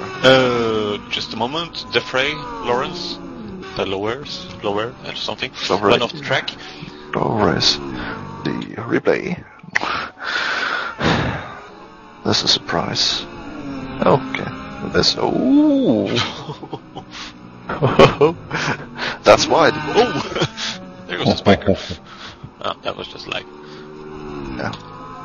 Replay is a bit laggy. Oh, almost contact in the background there with the Atlantic prototype as well. Of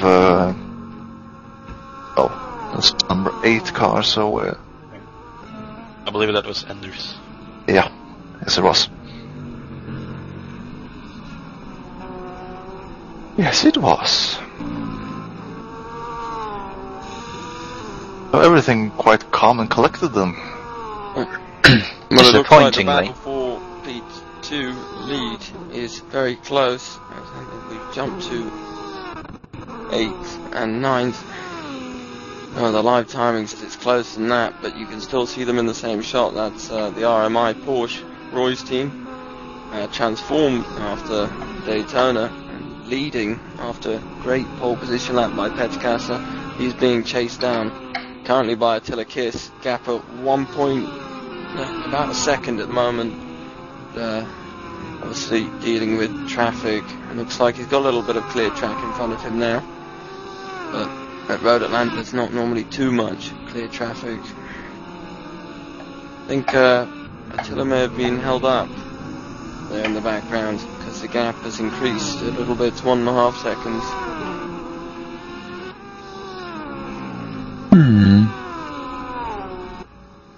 And we have had a driver swap in the number 25 car of David Lovelace and Defray then.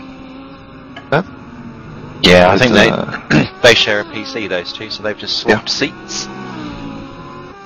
Yep. So then David Lovelace. No, yeah. Well, there he is. He is. We're going to have to get used to these French type names, I think, because there's a few dropping into F1. If I know we're Endurance Racing, who's in the pits there? P5? Oh no, it's not. But yeah. Is it Charles Peak? And Jean Ergon. Because with French, I've noticed when you pronounce like French names, you can't really like enunciate any letter at all. You just have to drone it through.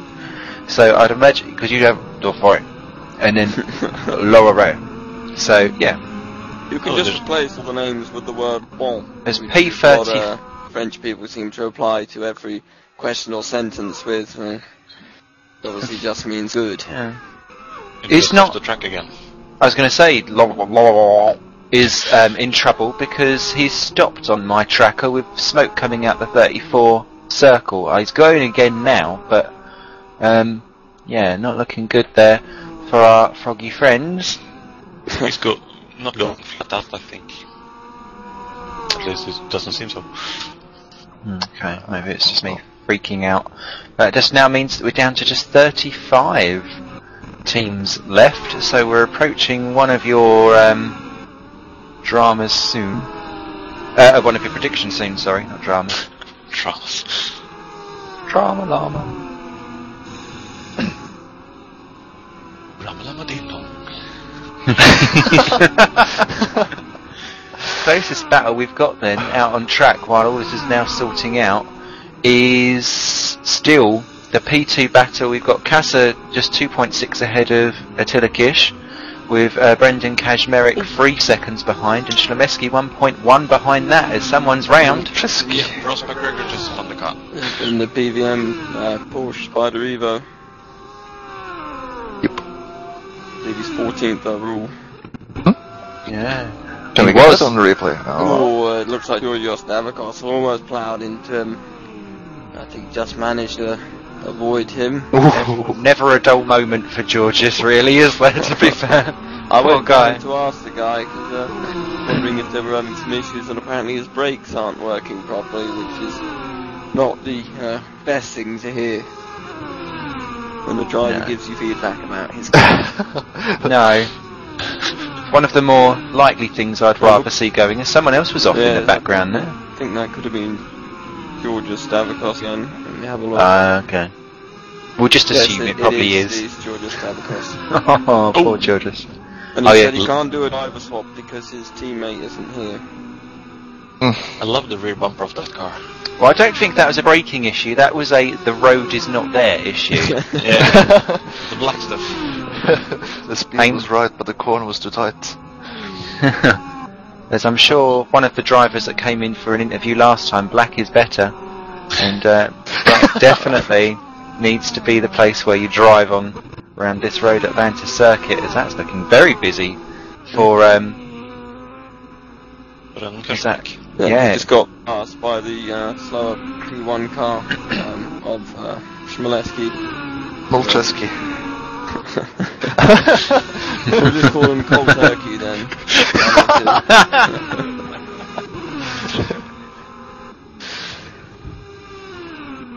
Oh, I think he's just crashed into turn 1. That was heavy impact there. You can see bits of the car flying off everywhere. Is that the end of the day? I wonder.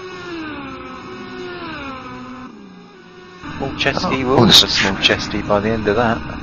Trying to Just move watching the car back.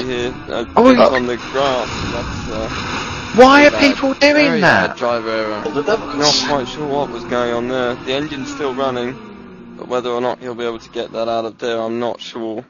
Always having a go. Watching the replay, let's speed it up. At least all the four. He's just turned 180 degrees in 20 seconds. So I think his engine might go bye-bye before he gets out of there. Boost it down a little bit. Come on.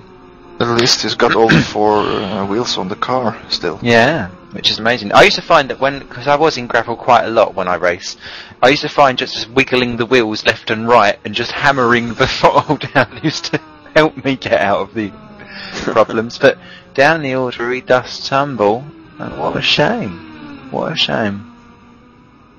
Come on.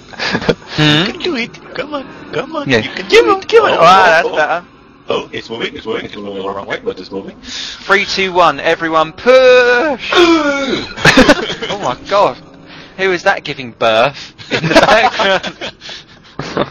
Food, baby. Yeah.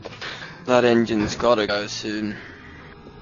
Yeah, it's now down to 0 RPM, so that's it, I guess. Ah, what a shame. Unfortunate end of the day. Love the view, though. Yeah, I'd say that is. Maybe no, it starts again. I think it just stopped the engine to cool it down. To have another go at it. Alright, we've That's had a actually special request from Mr. RD himself, Bram. We want the static camera placed around the start-finish line or somewhere with a nice view so we can see all the cars coming to. So let's see if we can get a nice No. somewhere. Oh, sorry, that was me. How on earth do I do that? Let's see. You need to press the button. Or press something. We're looking at the forest at the moment. That is some lovely pixels going Have to do on some right there. No, I Epileptic. think we'll go for another camera. We'll make a second attempt at that. There we go. Race department on the bridge as well. That is looking beautiful. Just And have then to remove the mouse pointer now. Yeah. Then just Well, go. if I move it, we're going to be back in the forest. So I think. Beautiful mouse, looking good. Let's go through the if you can run through the stand-ins as well, and then do the fastest laps and the pit stops, just so that we can have a little run through of everything here. Catch out your favourite team and driver. I know you've all got your beady eyes out for certain people, not least of all your teammates. That car is still in the gravel. Yeah, he's actually moved 5 or 4 meters now. Oh. 5 meters. Now what happens? He's into the wall. Maybe he's going to the outside so that you can try and rim run it round the outside of the gravel. And he actually That quite can smart. work. He stops the engine sometimes to cool it down. Clever thinking. Stop the engine. Just remember to restart it. That would be good. Loving the sky. I'm trying again with the mouse because I want to try and complete this request for Graham because he doesn't ask much of me. So I thought if he wants a camera, But he's obviously Well, asking he too wants, much. Oh, it's moving. although it's we've moving. managed to find an empty piece of track. Well, that is beautiful. Move the camera a little bit right, then you can catch the. The problem is I'm grass. so close to the edge that if I go up a little bit more, it goes back down to the floor. Oh. I think we'll practice that for a bit later, maybe for the 7th hour. Oh, have we got someone in the room there, Joakim? It might be. Who have we got in the chat? Broadcast booth thingamabob. It's all very well giggling, but you need to announce, name yourself. Who have we got? It's me, Yuri. Yuri! Hello. Yuri!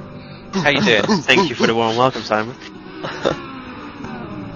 Ben I'm Tussey fine. is Sorry to poking interrupt. me. I don't know if you mentioned this, but there has been a change for the lead.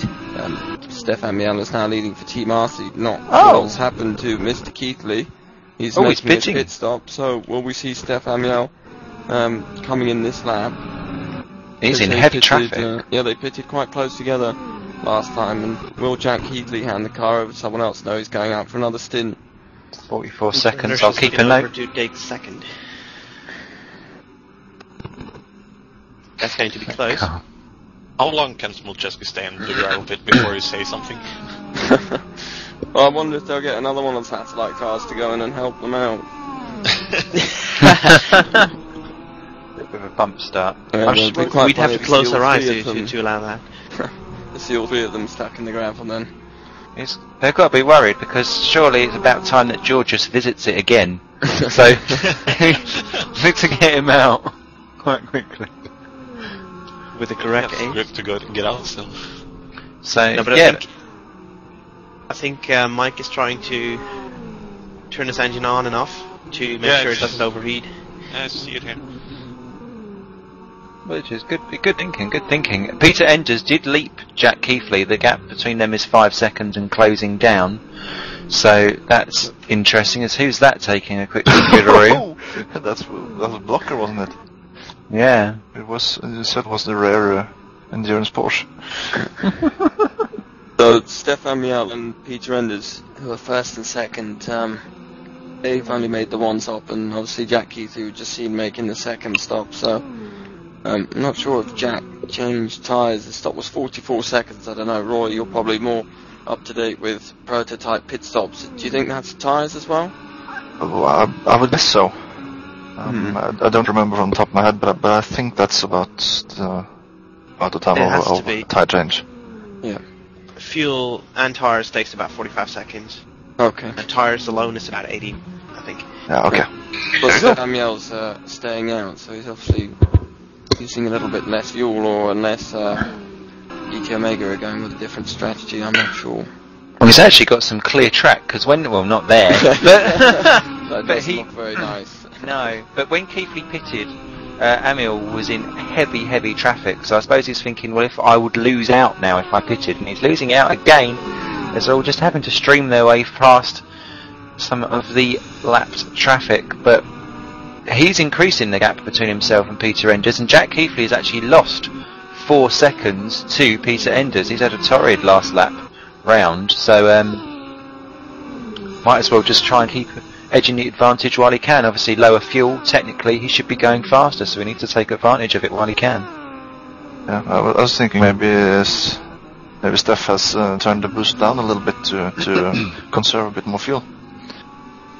We just switched to Peter Enders there, had a big moment up to turn 5. It's a scary place to lose the back end of the car, but managed to control it. So he goes for the inside of the downforce car. That's a bit of a late move to be making. Luckily the downforce car was aware of it and left just enough room. Peter now with a little bit of clear track, although he's down the back straight, and I think he's got 3 GTs a little bit ahead, so he'll get them just on the exit, I think, of the chicane. In the meantime, Mike Smoldeski is trying to do another attempt of getting out of that gravel trap, and has failed. Well, moved 15 meters, I think. Yeah. Not sure. I'll give him another hour and then he's onto the grass. So looking bad for them. Yeah, he's sort of just gone diagonally up and left, I think. Hasn't really made it closer to the track. No, but if he goes closer to the wall, it seems like it's more grip there. He's in reverse, that's for sure. Yeah, he goes back and forth to get more speed. Actually, now he gets more speed than earlier. Well, it looks like Neil Tasker has taken over from Georgios Davakos in the Water Blue racing car, but I don't think that's helped them, because Neil Tasker spun. Oh, and he's hit the Atlantic Racing team number 8 car. Which position? That was 34th. Just watched the replay up to turn 5. He lost the back end and spun, and I think Peter Enders came to and got some damage on the back right of the car. Now I know why Dandos hasn't been in the gravel pit yet. He's not in the car anymore. Peter must have been in contact with more people, because he's also got damage on his side parts. The right.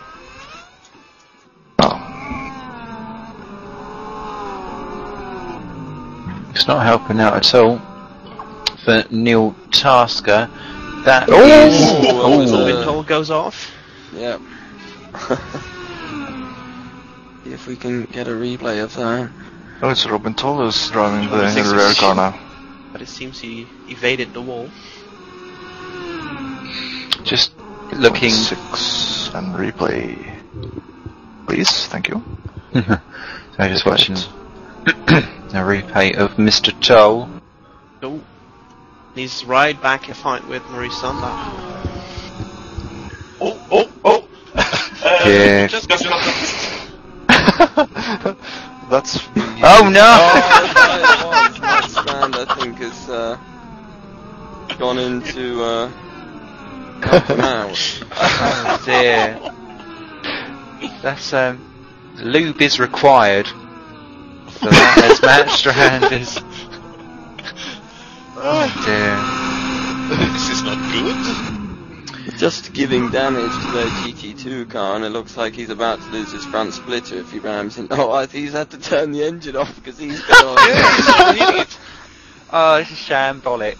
Yeah. Now, will we see the other satellite car in this race? I didn't want to see motorised Lenins. What the hell? Oh. There was supposed to be 2 satellite P1 cars in this race. Did the other one just park there before it started? Starting a oh dear. Come on. Schmeck. Oh dear. Oh well, my god. Destruction Derby 4 will be available as a mod coming July. Deary me. Surely that's just massive, guy on there, so has the engine finally I think we gone should, in? yeah, let's I not think bother next with that season, anymore. Satellite's going to bribe a couple of marshals in that corner to jump over the fence and help them out, just in case. I suppose Deary we me. could go in as race admins and help them out and push them off the track if they end up causing trouble there. So I don't think we want them sitting there for too long with the yellow flag being waved to turn one. Okay, so the problem, that's just so suicidal, that is, because now Matt Strand is dropping down 32nd, and just a drama. Szymborczewski for a P1 car is now in 23rd. Just, they're 13 laps now down, they're not going anywhere. P1 is in and having an incident in the pit lane. Ooh. Jan Larsen. Just like that. Let's have a look. Stefan Miel comes into his box. And the Hell Racing Team Hungary car was coming out of its box. We're not quite sure what's going on there. Then Jan Larsen comes in. I think they must have just been contact between the two, because two cars shook red in the pits for me on the live view, and I thought, eesh. Yeah, So it definitely was the Hell Racing Team Hungary car as it was pulling out. The Team RC car was pulling in, so they just sort of drove into each other. Oh, here comes one of the drive from Szymborczewski. Oh, nice punch. There's all kinds of going, red it's incidents going on. Is that Ruskas out? Oh no, it's not. It's just a bit lag. And there's a couple of dramas going on. Attila Kiss has smacked someone as well, but is going. And Emil down to 3rd position. Keithley now leading from Andre Martin 2nd, 14 seconds behind. Keithley not speeding at the moment. I just noticed something with Szymborczewski. Battle here as Keithley's coming past Ross McGregor. Ross McGregor is also fighting the Hell Racing Team Hungary P2 car, which is just ahead of him. This is the battle for 13th overall, I believe. And it is for position 5th overall in class.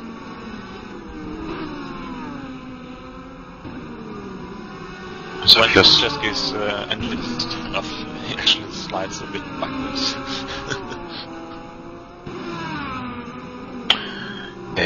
As welcome to the race, Lee Palmer in 9th position.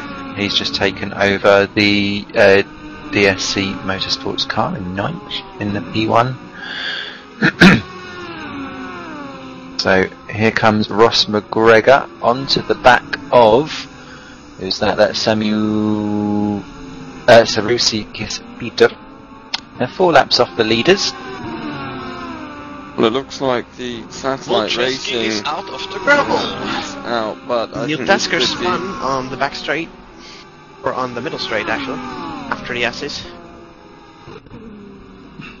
I think this is going to be dangerous, watching this P1 car attempt to make it back to the pits.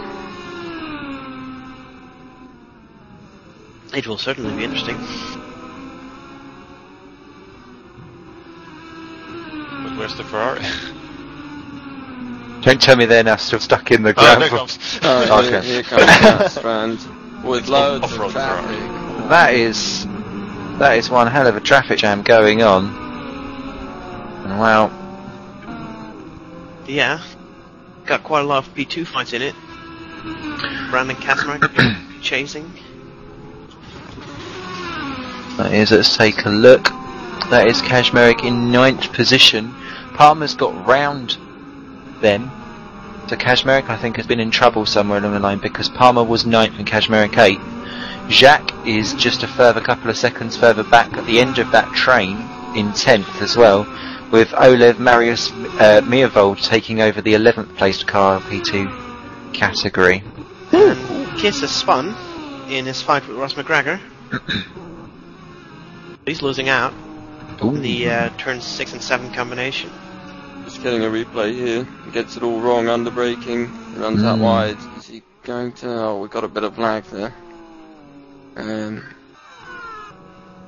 Oh, no, I think that there's some lag going on there, otherwise Yuri would have had his heart in his mouth with an orange SRVN car torpedoing off the track through the P2 car. Yeah, Meervold back out in 11th at the moment. Matstrand going into the pit now. And Kazmarek is in from 10th as well, promoting Chris Jack up to 9th in the battle over 2nd in the P2 category. So, all change going on there. Still 35 runners and riders remaining. Well, that looks like the SRVN number 2 car almost losing the back end there. Big tank slapper on to turn 5. Yeah, it's quite a battle there between Maurice Sondach and Robin Toll. Have we restarted the... Oh no, don't worry. We're not on for 2.5 hours yet. I think we'll go for about 2:15. Okay. It's pretty close there for 25th, 6th and 7th position. It's just everyone within 6 seconds there. Yeah, good little gaggle of cars. Maurice Sondach enjoyed himself last time out. Came back for more action. And who's he got? That's Robin Toll, less than a second behind him. And it looks like the UK NL car is running around without front splitter. Just see if we can get the correct that's number. 27. I remember who was driving. 20 seconds. Roger Decline. As off your screens, man, Will Rayner and Kispetta are in the pits from 13th and 15th respectively. And some more contact there between UKNL and the 05M P1 car. Some parts flying off there. That's, I think that's Jan Larsen still in the car. A little bit of impatience there by the 05 Motorsports P1 car. Because that was the S section where no overtaking is allowed during this race. Are they allowed to continue with no splitter? I believe so, but they probably won't want to. Okay. No. Test set while he passes Mike Smolczewski on the grass. That it is actually drivable on this track, but you have to lift through the S's for most of the time, and it's more difficult under braking. But it's definitely possible to run about 1 second off the pace while not having the splitter on. Okay. The Satellite Racing GT2 car with Matstrand is now only a lap behind the Satellite Racing P1 car. And Boy van der Laar is... Yeah, Boy van der Laar just spun and crashed. Spun and crashed? 4th position. He lost his... See if we can get a replay of this. They're coming through the S's. It looks like he's made contact with... See if we can... Yeah, I don't know what he's trying to achieve there. There's absolutely nowhere to go as he hits the PVM car. This is where he can't pass. Don't know, yeah, that is rather silly from Boy. We watched the slow-mo. He's only been on track for a few laps.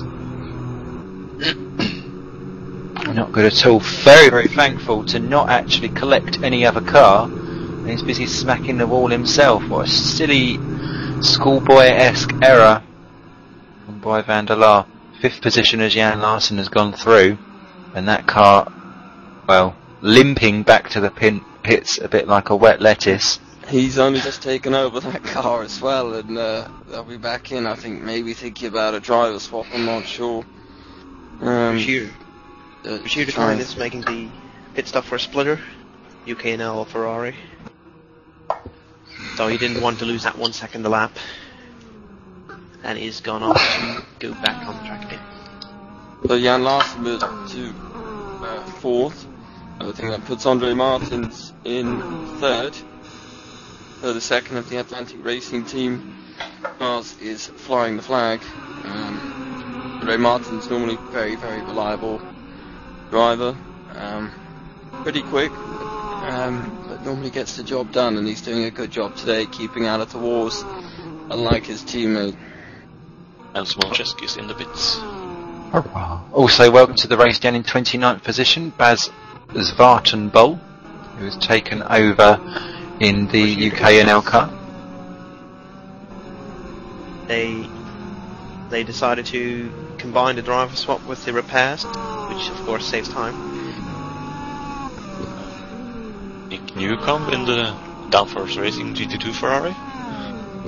He's been in there for quite a while. Okay. 30. Joakim, welcome to the race. This is his second race, I believe, in the RDLMS. He made his debut at Daytona, if I'm correct. Yeah, he was. That's where he finished the race for his team. Yeah, so I think he's obviously happy to be back in the car, in the newly skinned car, as we mentioned earlier. Looking at it from the front, it kind of looks like one of the old Scuderia Italia cars. So, slightly off topic, Yuri, have you tried R Factor 2 yet? Yes, I have. What's your opinions? On what? R Factor 2. The game. Just please All right. word the question and put it back to us. No, I thought we were joining into some kind of specific discussion here, but... Oh no, just in general, how do you feel about it? Is it a big step forward? Anything you like or don't like? Well, it's a beta, so it's of course not finished yet, but it definitely offers some really nice features, in my opinion, for the future, and maybe for RDLMS as well. Oh. Have you tried a driver swap on it yet? No, Something that's one of the enabled. things I hope they will be fixing, but of course not testing yet. But weather is one of those things that I'd love to see in the series. Nighttime Really racing in the rain. Yeah. Now that would challenge any Georgios Davicus across the board. Welcome to the race. Actually down in 33rd position, Dave Jordan, as Neil Tasker's out from 34th. Just as soon as I said that, what has he done? No Georgios Davicus then. He won't be coming back. I think I've just commentated, cursed it. Ray in the LSD Porsche just off the turn 3. Probably scared by Jack coming up from behind, the leader, Jack Heatley. If Who's we now never only replay got this. Steph Amiel in the same lap as he. He was overtaking an SR. No, I don't know actually. There's quite a lot of lag. Jackie was overtaking the car by Mastrand, and they've got the splitter back on, fortunately for them. Thames International had a driver swap as well. Casper Morris. I'm just nipping pit stop. And Samueli Leonian is in from 19th. So Cohen Valinde is still running in 34th from last position, just 24 seconds behind Dave Jordan, so not lost the back of the rest of the field yet. 34 runners and riders still going now that Neil Tasker has retired and taken away at least half of the fun for the race, although that GT2 kind of background looked like it was about to provide us with some. Is now a good time to take a quick scour down the order? Yeah, we're at the 2-hour mark almost. So. Let's do it. We're at 25% race distance. Let's do a quick rundown of everyone. Yep. Up on top of the list is Jack Keithley, leading in. Oh, click the right thing, Simon. On for GT Omega Racing P1. Second will be Steph Amiel for Team RCAT.fr in a P1. Third is Andre Martins for Atlantic Racing Team P1. Is that a replay lag or what was it? I saw the live time and Jan Larsen had some damage, so I went to have a look, but I don't know, they must have had a coming together with someone. Fourth is 05 Motorsports Jan Larsen, still going. I'm just seeing he had a very, very slow sector 1 and a 1 minute 12 a few laps ago. There's a couple of 1 minute 12s actually, so yeah, not good.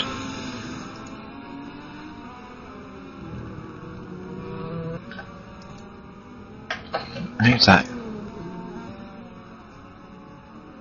Oh, is Yuri going? Yeah. Come on, Joakim. Have we got a certain man who is covered in more gravel than glory in our midst? it's Mike Small-Chesty. I have no idea what you guys are talking about. First of all, can you clear up, how do we say your name? It is Small-Chesty. Ah. Points Silent K. Roy wins. Norwegians win. Don't get to say that often. So, yeah. So, Mike, talk us through The your gravel stint. pit. Well, the fun started when I dropped the left sides off the road, and it went around on me pretty quick, and I don't even know which angle I ended up hitting the wall in, but I think I destroyed every single piece on the car, and then it would not move out of the gravel trap at all. I could maybe get an inch or two before the car would overheat, and I'd have to shut it down, and we were all kind of laughing about it in our team channel, and thankfully Matt decided to be a good sport and come over and assist me out of the gravel trap, so to speak. So, where on earth are you now? Because if I look any further down the list, I might get vertigo. When I left, I think we were in 32nd. Oh, we were you're only now a half off the car 33rd. ahead of us, so. Yeah, you're now 33rd, so that is you're behind Matt Strand by a lap, by 39 seconds, and decreasing, so Dave Jordan is doing good jobbage for you. So, what are your expectations now? Well, we decided to keep the car going because there's so much time left, and anything can happen with disconnects. I mean, we may have to run another 40 minutes to pick up a spot if anybody disconnects, but yeah, it might be worth it. Only 22 laps behind. Close. We got. So that is only really about a 25-26 minutes disconnect for the leader to have, really. Also taking bets on Satellite to take the win at 200 to 1. Hoping for a chance back to send me some money in PayPal. Depending on how much money's on line, I may have to have Matt take out some of the other prototypes. And, we can make that happen. Well, it looks like the Hell Racing Team Hungary cars were getting a replay here as had a spin. These don't hit anyone else, so it looks like the Wild Connect competition car and the Sim Motor sport car managed to avoid them as he's overtaking into the final corner, just about gets the job done. See, if he would have hit just a little bit harder, our strategies might play off. So who's that going slowly? Oh, it is yourselves. Dave Jordan's had a spin out the second to last corner. If he rejoins safely, like he does. He Oh, did good hit job. the wall. Yeah, I think if he had hit the wall, that would have been it. The car might have just exploded right then and there. It's all gone a bit Lego. Suppose it might as well be time for our first I'm out. Okay, well, we'll be back with you in just a couple of seconds here for the next 2 hours RDLMS here at Road Atlanta. Ooh.